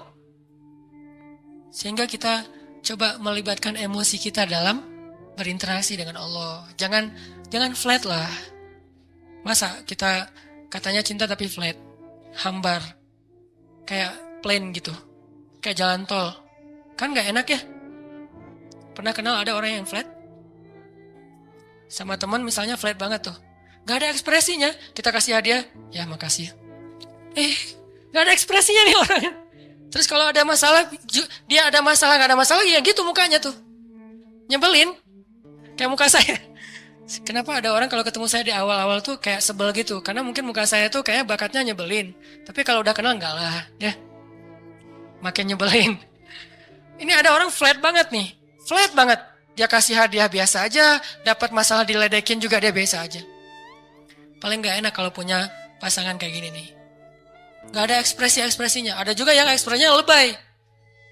Kasih hadiah dikit, wah segala macam. Ada masalah dikit, nangisnya wah kemana-mana. Misalnya ada yang kayak gitu teh. Nah Allah yang paling ideal perasaannya, yang paling ideal zatnya, yang paling ideal kebaikannya. Paling ideal aja pokoknya. Jadi kita coba melibatkan emosi kita ketika kita berinteraksi dengan Allah. Allah kangen sama kita. Cuman kangennya Allah karena pengen ngampuni dosa-dosa kita. Kata Nabi, setiap sepertiga malam Allah turun ke langit dunia. Terus Allah manggil-manggil. Saya kalau ngebayangin ini, Allah manggil-manggil. Coba ya, Allah manggil-manggil. Duh, jangan kasihan karena Allah gak akan hina kayak gitu. Cuman gak enak. Allah manggil-manggil. Saya kok sombong banget ya gak menyambut panggilan Allah gitu. Walaupun gak wajib kita datang. Udah gitu, bayangin ya, Allah manggil-manggil tapi gak wajib didatengin. Allah manggil-manggil, Allah telepon, gak wajib diangkat. Kan Allah baik banget kan? Harusnya kan Allah kalau Allah manggil harus datang ya. Kayak sholat 5 waktu misalnya Allah panggil, boleh kita misalnya gak datang segera, walaupun gak baik. Yang paling baik itu datangnya segera, di tempat panggilan itu dikumandangkan. Tapi kalau gak datang segera juga gak sampai dosa. Cuman kehilangan banyak kebaikan lah. Walaupun sebagian mazhab mengatakan dosa. Tapi saya cenderung kepada mazhab yang mengatakan bukan dosa, sunnah muakkadah. Tapi kalau keseringan nggak datang, diragukan keimanannya, agak-agak mirip munafik nih. Kalau sering nggak datang, Allah tuh toleran banget. Hayya 'alas shalah. Kita lagi sibuk kerjaan nih, nggak datang. Allah nggak marah sama kita. Nggak sholat aja, sebetulnya Allah marah, cuman sabar. Allah selain Jabbar, Qahar, tapi juga sabur. Ya. Kan ideal banget nih. Kalau Allah marah bisa, gak ada yang bisa ngehalangin. Tapi Allah sabar. Kalau kita sabar karena gak bisa marah. Seringnya kan kita sabar tuh karena gak bisa marah. Begitu bisa marah gak ada sabarnya. Kalau Allah sabar padahal bisa marah. Selain Jabbar, Qahar, apalagi sifat-sifat yang keras nih. Muntakim, tapi di sisi lain sifat Jamal. Makanya ada sifat Jamal, ada sifat Kamal. Sifat Jamalnya Allah apa? Karim, Rahim, Sabur, Ghafur, gitu-gitu kan? Ini artinya teman-teman, bayangin ya, Allah manggil-manggil kita sepertiga malam. Ngapain sih Allah sepertiga malam repot amat sih datengin kita? Tapi kita gak wajib datang. Tapi kalau kita datang, Allah sayang banget sama kita. Cuman dari kitanya nih, bukan angle Allah. Kalau angle Allah kita gak wajib datang. Tapi angle kita, enak gak sih kalau gak datang? Enak gak sih Allah udah manggil-manggil tiap malam terus kita gak bangkit? Kalau kita bangunnya telat, pas azan subuh baru bangun, ngerasa gak sih? Aduh Allah maaf ya, bangunnya telat. Gitu gak sih ke Allah? Karena kita kalau ke makhluk gitu banget loh. Di telepon ternyata miss call 10 kali nggak diangkat, langsung maaf ya, emoticon, segala macam. Minta maaf tuh rasa apa, tangan diginiin tuh banyak sampai 10 juga. Kok kita ke makhluk gitu, ke Allah enggak? Padahal makhluk itu nggak terlalu berjasa sama kita. Dan Allah mah berjasa dari sejak kita dalam kandungan ibu kita. Bahkan sebelum kita diciptakan. Tapi kita nggak pas bangkit dari tidur. Duh Allah maaf ya, saya bangunnya telat, astagfirullah, gimana nih? Langsung wudhu, datang ke masjid, minta ampun pada Allah. Padahal kita nggak wajib datang. Ini lebih ke ngomongin emosional. Saya nggak ngomongin hukum fikih. Kalau ngomongin hukum fikih agak-agak kaku sih. Makanya di atas hukum itu ada akhlak namanya. Di atas hukum ada akhlak. Orang kalau udah akhlaknya bagus, hukum ini jadi nggak terlalu penting. Mudah ngamalin hukum tuh kalau akhlak moralnya udah kayak orang disiplin. Kan nggak perlu timer lagi kan? Udah disiplin, nggak perlu lagi ketat. Hukum itu dibikin ketat karena orangnya nggak disiplin. Ketika orangnya udah disiplin, udah akhlaknya, moralitasnya, lifestyle-nya udah bagus, hukum nggak terlalu ketat juga nggak masalah. Yang saya pernah cerita tuh, di Jepang, di baggage claim, baggage belt itu, tempat ngambil bagasi, itu nggak ada yang jagain, nggak ada polisi, nggak ada petugas, cuma pakai garis doang. Garisnya juga kecil, nggak pakai pagar segala macam. Kadang-kadang kan udah pakai pagar juga didobrak kan ya. Ini garis, kenapa jadi ringan gitu? Karena orangnya udah bagus moralnya. Berarti di atas hukum ada moralitas. Di atas fikih ada akhlak. Moral itu, akhlak itu di atas ilmu. Orang punya ilmu tapi nggak berakhlak agak kurang pas. Sehingga, nih, bedanya hukum fikih sama akhlak nih. Anjing hukum fikihnya apa? Anjing hukum fikihnya bukan haram, najis. Makan anjing, hukum fikihnya haram. Anjingnya, najis. Beda ya, makan anjing sama anjingnya. Anjing dalam fikih itu najis. Kena liurnya, najis. Memakannya, haram. Tapi dalam moralitas, dalam akhlak, ngasih minum anjing yang kehausan masuk surga. Islam itu ideal teman-teman, gak usah khawatir lah. Gak usah takut dengan hukumnya, lupa dengan moralnya. Padahal moral Islam itu jauh lebih keren dan mempackaging hukumnya. Anjing itu najis. Kita nggak boleh kena liurnya, walaupun boleh memelihara anjing untuk berburu, misalnya untuk penjaga, bukan untuk sekedar lucu-lucuan ya. Karena dulu mungkin nggak ada anjing kayak yang lucu-lucu kayak sekarang kan ya. Di salon gitu kan ya. Biaya anjing aja. Kalau di New Zealand kata teman saya tuh, kucing aja di sana tuh pakai sertifikat. Kalau ada orang, pernah ada kasus, dia pergi keluar kota, lupa nggak laporan, kucingnya tinggal di dalam rumah dan nggak dikasih makan, itu kucing diambil alih oleh negara dan orangnya kena denda. Islam banget kan ya? Islami banget kan? Kan ada hadis Nabi yang bilang, yang perempuan yang dilihat di dalam neraka gara-gara membiarin kucingnya meninggal, gak dikasih makan, ditinggalin beberapa hari keluar kota. Gak tahu dia lagi traveling kemana gitu si cewek itu teh. Itu kan terjadi kan ya? Nah anjing, najis. Anjing haram. Tapi ngasih minum anjing yang kehausan, itu masuk surga. Yang ngasih minumnya siapa? Bukan orang soleh. Kalau orang soleh, itu mah amal pelengkap. Bukan. Orang yang baru bertobat dari dosa zina. Bukan pezina ya. Karena orang kadang-kadang suka jadi modus tuh. Tuh pezina aja masuk surga. Mana ada pezina masuk surga? Yang ada orang yang bertobat dari zina masuk surga. Orang yang bertobat dari membunuh masuk surga. Nggak ada pembunuh masuk surga. Nggak ada itu. Kalau gitu buat apa kita beramal soleh kalau semua juga masuk surga? Nggak ada keadilan itu. Allah kok menciptakan neraka sih? Katanya pengasih penyayang. Kok ada neraka?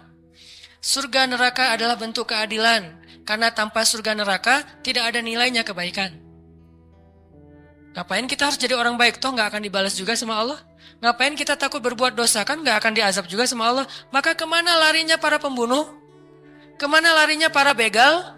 Kemana larinya orang-orang yang menzalimi orang lain? Terus di mana hak para korban? Kalau tidak ada surga neraka. Tapi kalau sudah diadili di dunia dengan cara-cara yang Allah ridhoi, selesai, nggak ada urusan lagi dengan surga neraka. Misalnya pembunuh dikisos, maka dia masuk surga. Karena hukumnya sudah adil. Tapi kalau pembunuh dibiarin, ya ada nanti hukuman akhirat. Itulah keadilan. Supaya kita meninggalkan dosa dan berbuat baik. Ya kalau katanya Rahman Rahim tapi ciptain neraka. Ini agak-agak belum sempurna nih pola berpikirnya nih. Makanya Islam itu butuh pola pikir. Al-Quran itu melatih cara berpikir kita. Kalau udah terbiasa kayak gini nih, malam ini yang sesi kedua agak-agak saya beratin nih. materi lebih kepada angle berpikir, persepsi, supaya kita sebagai anak muda, saya yakin ini karena jamaah anak muda sanggup. Kalau jamaahnya udah usia sekian, mungkin saya nggak akan ngomongin pola pikir, lebih kepada ngomongin masalah sakaratul maut atau apalah. Walaupun kan kematian sama aja lah ya, semua orang juga rahasia. Tapi biasanya mah kan gitu kan ya. Kenapa di kampung sering ada tahlilan? Berarti di kampung lebih banyak orang meninggal. Karena di kampung yang tersisa orang-orang tua. Di kota kenapa jarang tahlilan? Karena masih muda-muda. Saya tinggalnya di kampung loh. Satu tinggal di kampung, satu tinggal di kota. Ya gitu aja, gak usah dijelasin. Kenapa saya milih kampung? Memang kita senang suasana di rumah saya kan belakang tuh ada kayak backyard gitu kan. Ada kayak kebun kecil. Terus kita kalau sholat duha, kalau ngomong tahajud kan riya duha aja lah yang semua orang juga bisa. Duha itu di kebun. Karena salah satu hobinya Abdullah bin suaminya Asma bin Abu Bakar siapa? Zubair. Abdullah bin Zubair itu hobinya sholat di bawah langit kalau duha. Akhirnya kita kalau duha sesekali itu sholatnya di kebun. Sengaja milih yang Cihanjuang atas, yang airnya masih mau mandi aja sayang nih air terlalu bening nih dipakai mandi gitu kan ya, layak diminum.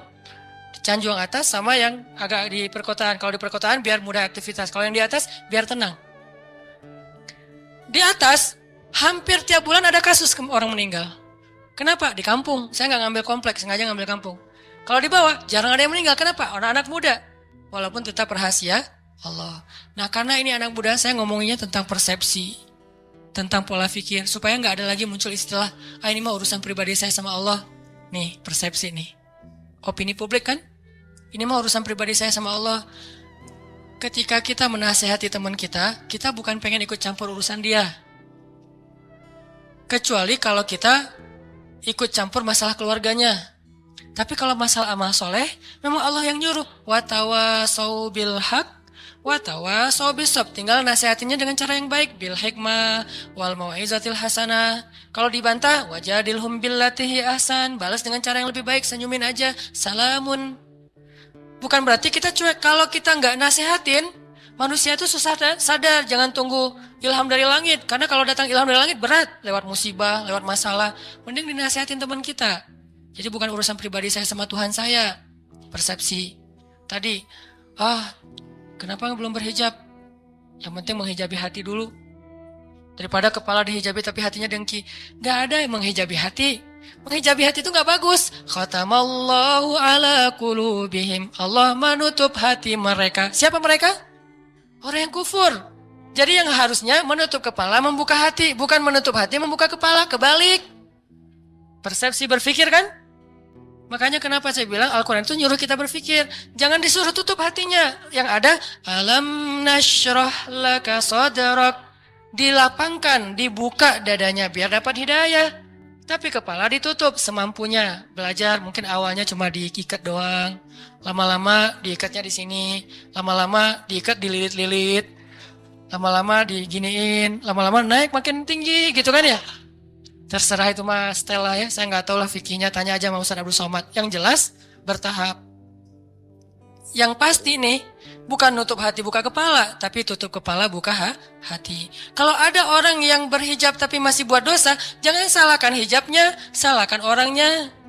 Ada orang yang sholat tapi korupsi, jangan salahkan sholatnya, salahkan orang yang korupsinya. Dan jangan bilang gini, mending saya nggak sholat dan nggak korupsi. Daripada dia sholat tapi korupsi. Dia sholat dapat pahala, korupsinya dosa. Kamu nggak sholat dosa dan nggak korupsi dapat pahala. Masing-masing kebaikan dan keburukan itu ada bagiannya sendiri-sendiri. Jangan dibentur-benturin. Nggak ada mending-mendingannya. Mending mana nih? Orang yang banyak amal soleh tapi riya dengan orang yang banyak dosa terus dia taubat. Mending mana? Susah mendinginnya ya. Makanya ada yang bilang gini teman-teman. Kadang-kadang salah ngomong mungkin ya. Beberapa penceramah pernah ngomong gini. Lebih baik orang yang banyak dosa lalu bertaubat daripada orang yang banyak amal soleh tapi riya. Benar nggak tuh? Lebih baik lebih baik orang yang banyak dosa lalu bertaubat daripada orang yang banyak amal soleh lalu riya. Gak ada cerita orang banyak dosa lebih baik daripada beramal soleh. Terus kata yang benarnya gimana? Lebih baik orang yang bertobat dari dosa daripada orang yang riya akan amal soleh. Itu bahasanya. Tipis kan? Yang tipis-tipis ini kita belajar di Mesir. Supaya nggak salah ngomong. Saya kalau memperkenalkan teman saya, misalnya satu grup gitu ya. Seorang ulama di Mesir yang saya pernah bilang audisi. Saya kan pernah ikut audisi di TV Mesir untuk baca Al-Quran. Namanya As-Saud Al-Zahabi, suara emas, seruling emas, judul acaranya. Diseleksi dari ratusan orang, cuma 5 orang yang bisa masuk tayangan TV, Iqra TV itu. Nah pas audisi ada 3 juri, di tengah yang juru bicaranya, kayak di Got Talent gitu kan. Di tengah dia bilang, saya Abdullah, juri bidang tajwid. Di sebelah kanan saya Syekh Abdurrahman, beliau juri di bidang seni. Yang sebelah satu lagi, gak dibilang sebelah kiri. Saya duduk di sebelah kanannya Syekh Yusuf. Ini ulama kita nih, teliti. Saya duduk di sebelah kanannya Syekh Yusuf. Gak mau bilang di sebelah kiri saya, gak boleh. Kurang beretika. Saya duduk di sebelah kanannya Syekh Yusuf. Beliau juri di bidang fasoha misalnya, atau hafalan. Telitinya ulama. Al-Quran lebih teliti dari itu. Nabi lebih teliti dari itu. Makanya bahasanya bukan lebih baik orang yang berbuat dosa lalu bertaubat daripada orang yang beramal tapi riya. Nggak ada orang berbuat dosa lebih baik daripada orang beramal. Yang ada, lebih baik orang yang bertaubat dari dosa. Kan taubat emang lebih baik dari riya kan? Lebih baik orang yang bertaubat dari dosa daripada orang yang riya akan amal-amalnya. Itu benar kalau kayak gitu teh. Supaya nggak jadi opini publik yang mengatakan, belum tentu dia lebih baik yang lagi buat dosa nih. Belum tentu dia yang lagi sholat nih. Belum tentu yang sholat yang ke masjid itu lebih baik. Bisa aja yang berbuat dosa lebih baik ntar dia masuk surga. Nggak ada orang berbuat dosa masuk surga. Yang ada orang habis berbuat dosa taubat, gara-gara taubat masuk surga. Tuh ada tuh. Katanya pelacur tapi masuk surga. Mana? Tuh yang ngasih minum anjing, dia bukan pelacur. Dia udah bertaubat. Jangan bilang lagi dia pezina. Dia udah bertaubat, udah baik, udah soleha. Setelah dia bertaubat, saking dia serius bertaubat, dia nggak ngeremehin amal soleh. Sampai anjing aja dikasih minum. Karena buat dia itu amal soleh, dia ngerasa selama ini saya kurang amal nih. Sekarang saya mau tamak nih, mau rakus dengan amal soleh. Apa aja saya lakuin, termasuk ada anjing yang kehausan, saya kasih minum. Terserah berapa aja pahalanya, gitu kan? Saking semangatnya nih. Dan Allah tidak meremehkan amal hambanya. Seorang yang udah banyak dosa kalau bertobat, amalnya cuma sedikit, yaitu kasih minum anjing bisa masuk surga. Itu pesannya kayak gitu tuh. Jadi kita habis tobat nih, belum amal soleh nih, masuk surga. Kalau udah tobat. Buktinya yang membunuh 100 orang udah beramal soleh belum? Belum. Satu-satunya amal soleh dia apa? Taubat. Satu-satunya amal soleh dia adalah taubat, masuk surga. Jadi nggak ada cerita pembunuh masuk surga, pezina masuk surga, nggak ada. Yang ada orang yang bertobat dari membunuh masuk surga. Orang yang bertobat dari berzina masuk surga. Ini cara kita menilai Allah Subhanahu wa taala. Ini namanya persepsi akidah, bukan wawasan akidah. Mungkin di beberapa talim kita belajar wawasan akidah. Wawasan akidah itu uluhiyah, rububiyah, asma, sifat. Itu wawasan akidah. Tapi kadang nggak membentuk persepsi, walaupun itu juga penting. Cuman porsinya harus ditambah, membentuk persepsi kita tentang Allah. Udah selesai belum membangun emosional kita kepada Allah? Kalau akidah kita udah sampai membangun emosional, itu udah keren. Siapa yang terbangun emosionalnya? Rindu, malu. Nabi Ayub itu malu sama Allah. Sakit 10 tahun, gak pernah berdoa, ya Allah sembuhin dong, kan saya udah 10 tahun. Enggak, kenapa? Malu sama Allah. Kita boleh gak minta doa sembuh? Boleh banget. Karena derajat iman kita kan gak kayak Nabi Ayub. Lagian Nabi kan mengajarkan kita doa tentang sakit, ya Allahumma Rabban Nas dan seterusnya. Ditanya sama istri Nabi Ayub, ya Nabi Allah, kamu itu kan Nabi kekasih Allah, kalau kamu berdoa pasti Allah mengijabah. Kenapa gak berdoa aja? Nabi Ayub tanya, istriku tercinta, berapa lama selama ini kita dapat nikmat dari Allah? Ya 17 tahun. Berapa lama sudah kita diuji oleh Allah? 10 tahun. Malu saya sama Allah. Baru 10 tahun udah minta. 17 tahun Allah kasih nikmat, gak pernah ngomong-ngomong ke kita. Malu sama Allah. Ini udah emosional. Pertama wawasan, kemudian pola pikir, kemudian emosional. Emosional ini bahasa lainnya adalah yakin, iman di hati. Ini puncak ilmu nih. Makanya kata Nabi apa? Ra'sul hikmah makhafatullah. Puncaknya ilmu ada rasa takut kepada Allah, emosional. Kalau ilmu kita baru sekedar wawasan, terus jadi bahan debat di komen-komen kita, itu baru tahapan pertama dari ilmu, belum sempurna itu. Dan biasanya orang kalau baru-baru puber keislaman, puber hadis sahih, emang kayak gitu. Semuanya dianggap palsu, padahal dia doang yang sahih gitu. Enggak lah. Orang lain juga punya hadis yang sahih, cuman mungkin kita belum pernah baca hadis itu. Orang hadis sahih jumlahnya ada 200.000 yang dihafal Al-Bukhari. Dan kita mah dari dulu tahunya cuma innamal a'malu binniyat. Gimana kita bilang, oh nggak ada itu. Jangan bilang nggak ada, saya nggak tahu itu. Bisa aja ada, sayanya nggak tahu kan. Makanya kalau ada yang nanya ke saya, Ustadz, ini ada hadisnya nggak? Nggak tahu. Saya nggak akan bilang, nggak ada tuh. Nggak berani saya. Kecuali saya udah menghafal hadis sebanyak Imam Ahmad. Berapa hafalan hadis Imam Ahmad? 1 juta. Baru boleh bilang nggak ada. Tapi Imam Ahmad juga nggak bilang nggak ada. Bilangnya saya nggak tahu. Tanya aja ke yang ngamalin, dia tahu nggak hadisnya? Misalnya nih, ada yang tanya, Ustadz ada nggak sholat tasbih ke saya nih? Saya bilang, nggak tahu hadisnya. Tanya deh ke Ustadz yang pernah ceramah tentang sholat tasbih. Ustadz, kan Ustadz pernah ceramah sholat tasbih, apa hadisnya? Gitu caranya. Jangan kita nggak tahu hadisnya, bilang, nggak ada itu hadis sholat tasbih. Tanya dulu ke orangnya, siapa tahu ada. Kalau ada, nanti katanya sahih. Enggak, kata Ustadz itu dhaif. Nah, ulama juga tentang hadis sahih dan dhaif berbeda pendapat. Ada ulama bilang ini dhaif, yang ini bilang sahih, kecuali hadis palsu itu nggak ada beda pendapat. Kalau dhaif mah ada beda pendapat, hasan, dhaif, sahih. Kalau mutawatir insya Allah nggak ada beda pendapat. Ini artinya emosional, malu ke Allah, nggak enak ke Allah, kayak Nabi Muhammad SAW tuh, nggak enak sama Allah kalau nggak bangun tahajud, sampai sholatnya getol banget, sampai apa ya? Kelihatan kakinya itu udah keras gara-gara sering tahiyat. Ini beliau hitam gara-gara sering sujud. Makanya saya nutup, nggak mau riya. Nggak ada juga. Nah, ini Nabi segitu-gitu amat tuh sholatnya. Ditanya sama istrinya. Dalam riwayat yang lain ditanya sama Abdullah bin Mas'ud, kenapa gitu-gitu amat?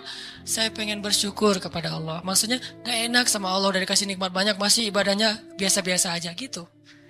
Wawasan, persepsi, emosional. Kalau kita udah sampai punya rindu ke Allah, udah kuat nih, udah level 3. Kalau baru sekedar paham Allah, level 2. Kalau cuma tahu Allah, level 1. Kalau nggak sama sekali, ini bermasalah nih. Yuk kita belajar kalau gitu. Kadang-kadang nggak level 1, dia nggak terlalu tahu tentang Allah, tapi langsung punya emosional. Ada yang kayak gitu, kayak Bilal tuh. Bilal tuh nggak ngerti ayat-ayat tentang tauhid secara detail kayak Ibnu Abbas, tapi dia langsung yakin sama Allah. Ada yang kayak gitu. Makanya tempatnya ilmu di dalam hati, tempatnya hafalan di dalam kepala. Kata ulama, lahum qulubun la yafqahuna biha. Mereka punya hati tapi nggak ngerti. Jadi teman-teman, Allah aja kangen sama kita. Ini ngomongin emosinya Allah ya. Saya nggak ngomongin tentang zatnya, nggak ngomongin tentang wawasannya, ngomongin tentang emosinya Allah. Allah kangen loh sama kita. Bukti Allah kangen, setiap malam didatengin. Setiap malam Allah manggil-manggil. Hai hambaku, qul ya ibadiyalladzina asrafu ala anfusihim. Mana hamba-hambaku? Allah tanya kita hamba. Allah manggil kita hamba, padahal banyak dosa. Harusnya Allah bilang, qul ya usad, wahai para pendosa. Kan bisa gitu kan? Atau qul ya ayyuhan nas, wahai manusia. Tapi Allah enggak, qul ya ibadi, wahai hamba-hambaku. Hamba-hamba itu kayak ibu manggil kita anakku gitu. Kita udah sering, ibu kita nelpon ya, ibu kita nelpon, kita reject, alasannya lagi kuliah. Ibu kita nelpon, kita reject, alasannya lagi di jalan. Ibu kita nelpon, kita reject, alasannya lagi malam mingguan. Ibu kita nelpon, kita reject, alasannya lagi ngobrol sama teman di kafe. Ibu kita nelpon, kita reject, alasannya lagi mau ujian. Mau ujian aja ibu gak boleh nelpon, saking disiplinnya. Ibu kita nelpon, kita reject dengan banyak alasan, tapi ibu kita masih manggil, nak, masih manggil gitu. Mau dimasakin apa? Masih nanya gitu coba. Kurang baik apa ibu? Kita udah marah-marah sama ibu kita tuh gak pendendam, masih manggil nak, gak manggil hei kamu, enggak. Atau durhaka, enggak. Ibu kita masih memanggil kalimat yang kasih sayang Dan itulah Allah Subhanahu wa Ta'ala. Di-reject berkali-kali, dikhianati berkali-kali, ditinggalkan berkali-kali, diduakan, diselingkuhin tuh sering. Kita sering nyelingkuhin Allah sebetulnya. Apa nyelingkuhnya? Kita kan suka bilang, inna sholati wa nusuki wa mahyaya wa mamati lillahi rabbil alamin. Kan itu gombal banget kan? Sesungguhnya sholat saya, kurban saya, sholati wa nusuki, hidup saya, mati saya, semuanya untuk Allah Subhanahu wa Ta'ala. Semuanya untuk kamu. Iya, kamu. Gitu kan? Ngomong ke Allah kan manis banget nih. Pada kenyataannya, kita ngomong ke pasangan kita juga gitu. Aku gak bisa hidup tanpa kamu. Allah ngelihat, gitu kan ya? Kalau bahasa kita mah ya. Tapi Allah masih manggil hambaku gitu. Enggak, dasar lo emang gombal, lo habisin aja. Enggak, Allah tuh padahal bisa banget kayak gitu, coba. Enggak. Coba kalau pasangan kita digituin. Gombal setinggi langit. Ternyata enggak kayak gitu. Kan kecewa kan? Allah enggak kecewa. Walaupun Allah lebih berhak untuk kecewa. Kangen Allah sama kita. Pertanyaannya, kita kangen gak sama Allah? Habis sholat zuhur, sejam kemudian, jam berapa sekarang? Kok baru jam 2 ya? Cih. Pernah gak gitu? Kok baru jam 2 ya? Emang kenapa? Kangen asar, Pernah gak kayak gitu tuh? Kalau gak pernah, terlalu emang kita mah. Gak fair sama Allah. Kalau sama yang lain kan gitu. Sama dia coba. Baru aja semalaman nelfon dari jam 11 sampai subuh telepon. Duha telepon lagi. Padahal kan udah tidur. Karena semalaman gak tidur kan ya? Yang kok gak diangkat telepon aku? Kan tidur semalaman kamu ganggu, gak bisa tidur. Ini kita ke manusia bisa gitu banget. Pengen ketemu sering, pengen nelpon sering, pengen di Skype, pengen video call gitu teh. Kenapa? Kangen. Ke Allah gak gitu. Begitu habis sholat isya, langsung nyiapin baju di depan tempat tidur. Baju yang agak rapi, parfum, sarung, peci. Tergantung style ya. Ada yang modelnya gitu. Ada yang modelnya jubah, sorban. Ada yang modelnya flanel, jeans. Pokoknya terserah deh mau gaya apa aja. Yang penting baju kesukaan kita nih. Kita siapin di meja di dekat tempat tidur. Apaan sih itu? Ini baju untuk nanti malam having date. Untuk dating. Ke siapa? Ke Allah. Pernah gak kayak gitu? Saya juga belum. Ini lagi menasehati diri sendiri nih ya. Gak gitu-gitu amat. Kita bangun malam tuh karena kaget sama suara klakson mungkin, atau suara anjing di depan rumah, atau suara siapa. Justru yang paling cepat bikin kita bangun tuh miss call dari dia, karena ringtone-nya tuh beda. Berarti kan kita nyelingkuhin Allah kan? Kalau yang lain telepon biasanya tret, kalau dia telepon tuh lagu Korea. Kalau udah keluar suara lagu Korea langsung melek. Langsung halo, tiba-tiba lembut. Yang biasanya ngomong sama temennya gak gitu ya. Halo, kenapa? Gitu coba ngomongnya. Giliran ke Allah gak gitu. Kan gak fair. Nih coba nanya ke diri kita masing-masing. Istafti qalbak. Tanya hatimu, kata Nabi. Nabi itu kalau ke Allah tuh udah emosional, bukan lagi wawasan. Dan kita wawasan juga mungkin belum. Apalagi emosional. Rasa gak enak, rasa kangen. Siapin baju-bajunya. Pengen apa? Nanti malam pengen ketemu Allah. Kan Allah turun, lebih dekat tuh. Kalau waktu lain Allah gak turun, lebih jauh. Walaupun jarak dekat dan jauh gak ngaruh buat Allah, tapi ngaruh buat kita. Allah turun ke langit dunia. Saya harus siap-siap nih. Langsung nyiapin segala macam. Terus sebelum itu bilang, ya Allah jangan lupa telepon saya ya. Karena Allah manggilkannya banyak nih hamba-hambanya. Kita pengen dikhususin. Ya Allah jangan lupa telepon saya. Maksudnya apa? Allah nelpon kita tuh kemana? Ke hati kita. Diketuk hati kita supaya bangun. Ya Allah please, nanti malam saya pengen ketemu Allah. Jangan lewatin saya ya. Yang lain-lain bangun saya enggak, kan sedih banget. Gitu ngomong ke Allah mah. Ya Allah telepon saya. Tidurlah waktu itu. Pasti ditelepon sama Allah. Jam 2 telepon. Allah kok kecepetan sih nelponnya? Enggak. Saya berharap mas 3:30 ya Allah. Udah dekat-dekat subuh gitu sekalian teh. Ya itulah kita lah, kalau ke Allah kecepetan lagi. Kalau kepada makhluk si dia tuh makin cepat makin bagus. Kok kamu telat banget sih nelfon aku? Kok kamu telat banget sih buka pintu? Kok kamu telat banget sih ngangkatnya? Padahal baru ringtone yang pertama udah diangkat tapi masih bilang telat. Ke Allah kok cepat banget sih dibangunin ya Allah. Bentar lagi ya, tutup lagi, tidur. Mungkin Allah bukan gak bangunin. Sebetulnya Allah berhak untuk gak bangunin kita. Dibangunin gak mau. Dia ke saya mah gak penting kata Allah teh. Bisa aja, enggak. Kenapa Allah gak membiarkan kita bangun? Allah kasihan sama kita. Oh dia capek nih. Ya udah deh, subuh aja dibangunin. Tapi kita udah digituin, ngerasa biasa aja. Akhirnya besok udah gak merasa butuh lagi sama Allah. Digoda oleh setan, disitulah setan masuk tuh. Sama kayak Nabi Muhammad. Nabi Muhammad tuh kan kalau sholat tahajud nggak suka ngajak-ngajak kan? Walaupun boleh kan tahajud bareng-bareng, cuman Nabi Muhammad nggak suka ngajak. Kenapa? Bukan nggak boleh sholat tahajud bareng, soalnya tahajud Nabi Muhammad itu nggak ada yang bisa ikut. Siapa yang sanggup ikut tahajud Nabi Muhammad 1 rakaat 5 juz?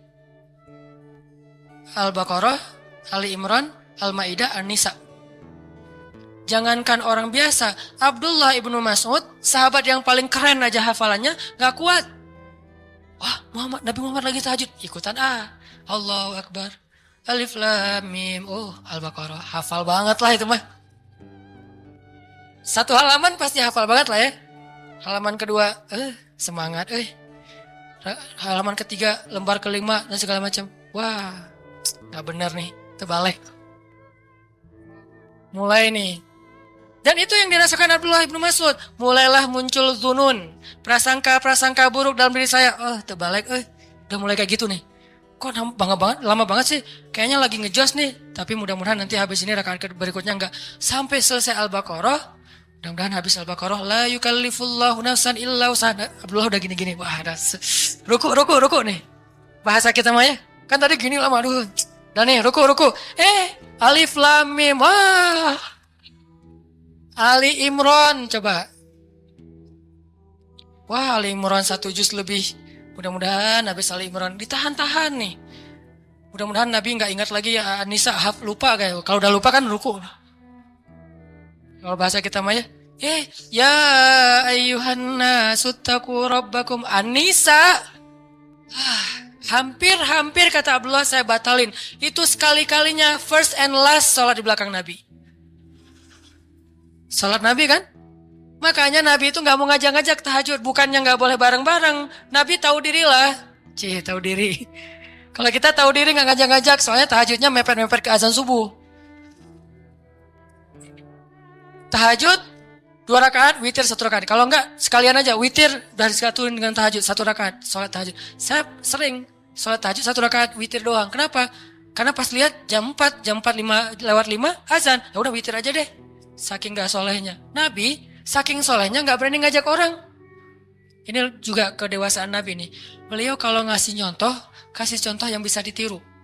Kalau melakukan yang gak bisa ditiru, gak mau nyontohin ke orang lain. Kalau kita kebalik, giliran dilihat orang lain yang gak bisa ditiru. Giliran sendiri, yang orang lain semua bisa lakuin juga. Artinya kita tuh kurang bijak, pamer. Nabi kalau sholat sunnah qabliyah di rumahnya 4 rakaat. Kalau di masjid 2 rakaat. Supaya bisa ditiru. Ketika ditanya kok gitu Nabi, likaila yakuna harajan li ummati, supaya nggak ngeberatin kalian. Coba, ini emosional Nabi nih. Bahasa fikihnya sariratun Nabi. Kan Nabi itu ada surah, sirah, sariroh ya. Surah jenggot, rambut segini, itu rambut 2017 banget lah pokoknya. Rambut zaman now. Terus jubahan. Terus sorbannya Nabi itu kan kalau di ini 1 di depan 1 ke belakang kan ujungnya itu surah. Kalau sirah kehidupan sehari-hari Nabi, sikap-sikap Nabi. Nah yang jarang dibahas itu teman-teman sarirah, perasaan Nabi. Nabi itu nggak mau ngeberatin kita. Kalau ngasih contoh yang bisa kalian tiru aja deh.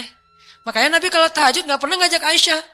Aisyah tidur, Nabi ke kamar mandi, wudhu, udah gitu sholat. Sholatnya di mana? Di sebelah Aisyah. Kenapa? Nabi tahu Aisyah itu kalau malam suka raba-raba nyari Nabi. Kalau nggak kepegang Nabi, dia bangun. Nabi nggak pengen ngebangunin Aisyah, coba. Kalau kita, istri yang soleh, kok belum bangun? Masih mending. Aduh ya Allah, pengen banget istri kayak Khadijah, bukan kayak gini. Lebih fatal lagi. Aisyah aja nggak dibangunin sama Nabi. Jadi kalau nanti udah punya ya, maaf kalau belum punya, nggak bisa diperhatikan. Kalau udah punya jangan bangunin. Dan saya juga nggak pernah bangunin istri, soalnya nggak bangun juga. Nabi mah nggak pernah bangunin istri kecuali emang dalam kondisi Aisyah waktu itu nggak capek. Nabi perhatiin banget hari ini Aisyah ngapain. Oh, kita kan nggak peduli. Tahajud. Mama kan udah sering ikut talim, masa nggak bisa tahajud? Ya udah sering talim, tapi capek siangnya dia ngurus anak, dia nyuci, dia segala macam, dia jagain harta kita, rumah kita, keluarga kita, dia mundar-mandir ke pasar. Mungkin tadi pergi ke pasar beli cabai lupa, beli garam lupa, lanjut lagi. Kita harus tahu, oh seharian Aisyah capek, ya udah malamnya saya tahajud sendiri. Begitu witir baru Aisyah dibangunin. Adegan pakai nano spray itu adegan witir, bukan adegan tahajud. Aisyah gitu. Oh ya udah, Aisyah masih apaan sih kalau bahasa kita mah ya? Kak Aisyah tuh raba-raba kalau lagi malam. Nabi mana? Karena dekapan Nabi itu kan paling hangat ya. Karena dia mendekap bukan dengan fisiknya doang, dengan hatinya. Pokoknya udah hangat banget lah dekapan Nabi. Cowok paling romantis se-Eropa tuh Rasulullah SAW lah.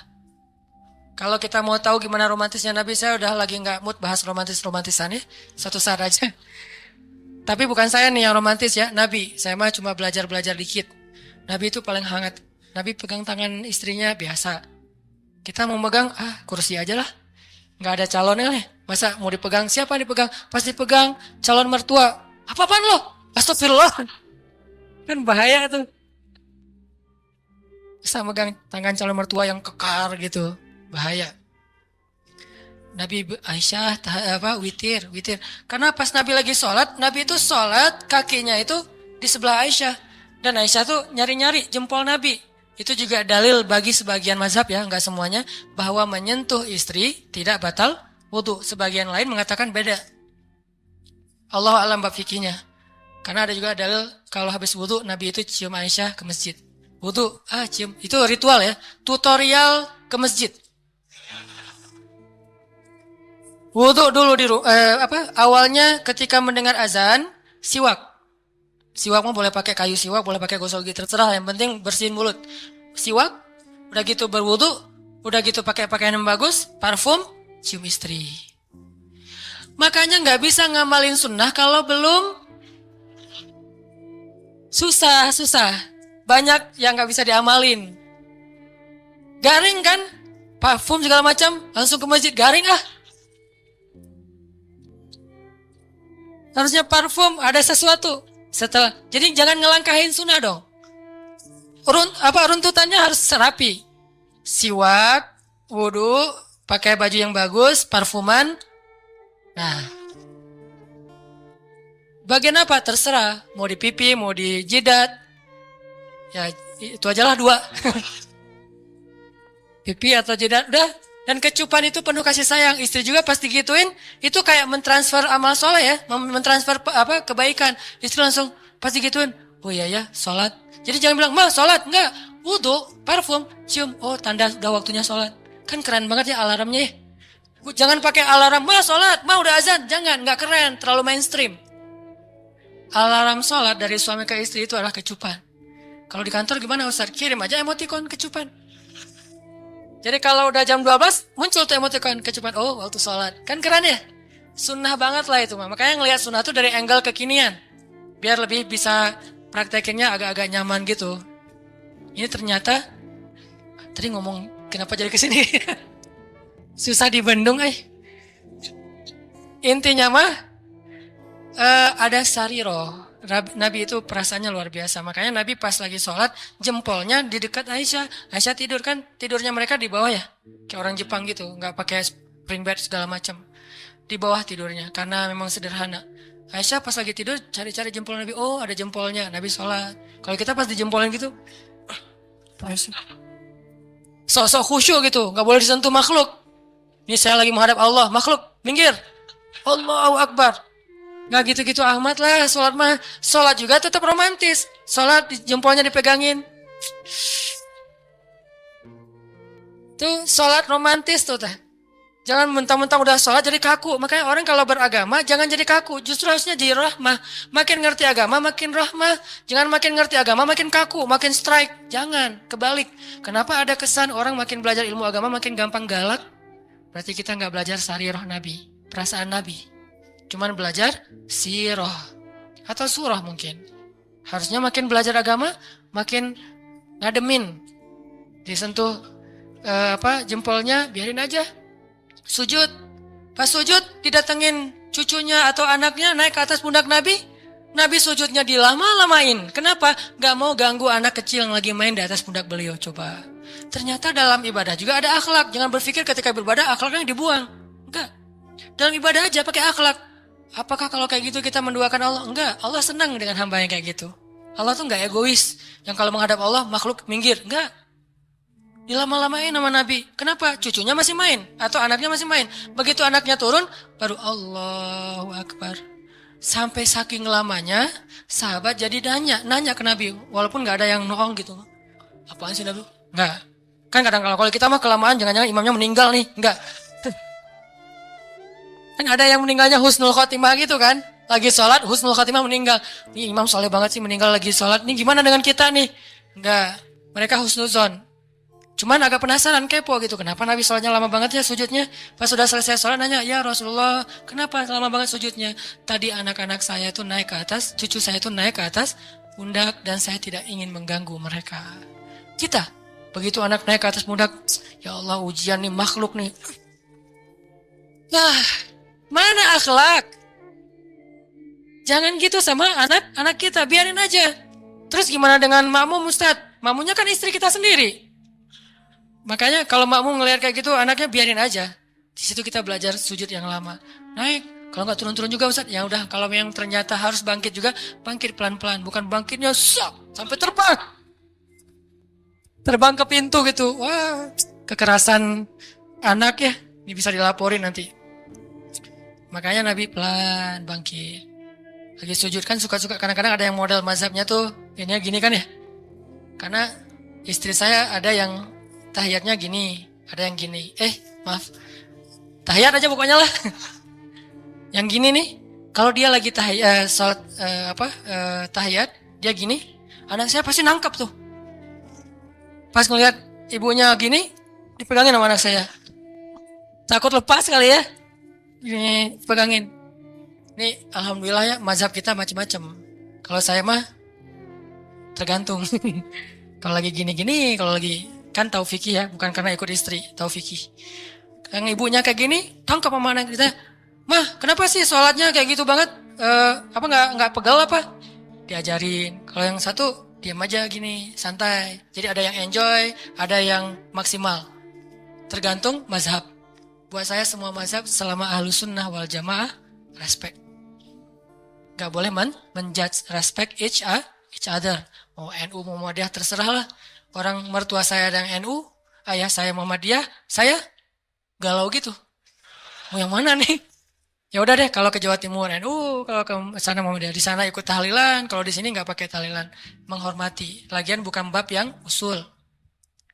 Ternyata Nabi pernah sholat, lagi sholat, terus ada anak kecil nangis di belakang, langsung buru-buru sholatnya. Bayangin, sholat ikut kondisi manusia.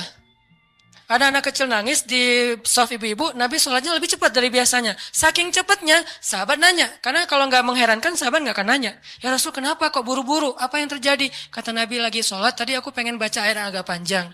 Tapi mendengar anak kecil nangis, aku khawatir merepotkan ibunya, makanya dipercepat. Lihat akhlak. Sarirah Nabi, perasaan nggak enak Nabi itu tinggi loh.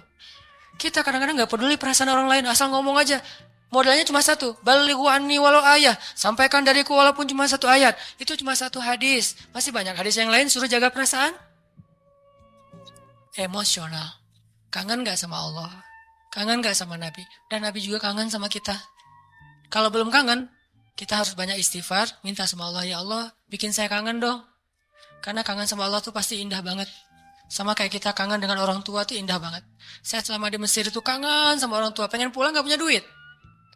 Ada duit sekali, boros. Habis, mau pulang. Pas mau pulang tuh pas habis duit biasanya. Kalau lagi banyak duit gak pengen pulang. Kan masalah kita gitu kan ya. Ke Allah juga gitu kan. Kalau lagi banyak masalah baru kangen sama Allah. Kalau lagi gak banyak masalah gak kangen sama Allah. Gitu juga ke orang tua. Giliran banyak masalah saya kangen ibu. Sama kayak sekarang kalau lagi ada masalah, saya suka bilang, Mak, kangen sama emak. Pengen pulang ke Aceh. Kenapa? Lagi banyak masalah. Tapi kalau gak lagi banyak masalah, gak kangen. Ini manusiawi banget nih. Makanya coba belajar kangen sama Allah. Kalau udah dapat kangen indah banget. Kalau kangen kepada manusia kadang-kadang agak emang ngeganggu sih. Apalagi kalau LDRan kan ganggu banget ya. Tapi kalau kangen sama Allah gimana pun LDRan kan Allah dengan kita kan LDRan nih. Jauh di langit sama di bumi. Tapi Allah bisa datang di detik itu juga. Inni qarib. Caranya gimana? Telepon aja. Wa idza sa'alaka ibadi anni langsung inni qarib. Seolah-olah Allah ngomong gini, kan kita tuh jauhan ya hambaku, tapi kalau kamu telepon aku langsung datang seketika itu juga. Gitu maksudnya. Wa idza sa'alaka ibadi anni fa inni qarib, itu maksudnya apa? Wahai hambaku, jarak kita emang jauh. Kamu di bumi, aku di langit. Tapi kalau kamu telepon aku nih, nanya tentang aku langsung ada di dekat kamu. Allah langsung pulang dalam bahasa kita. Yuk, kita belajar kangen sama Allah. Kadang-kadang kangennya harus dipaksain dulu, nggak natural. Kayak tadi nyiapin baju-baju tahajud, nyiapin OOTD buat duha gitu ya.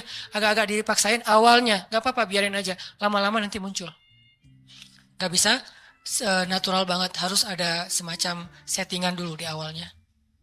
Sama-sama kita belajar, banyak hal yang malam ini kita bisa petik hikmahnya. Termasuk tadi sariratun Nabi, termasuk tadi nikmat Allah yang kita nggak tahu, padahal banyak ya.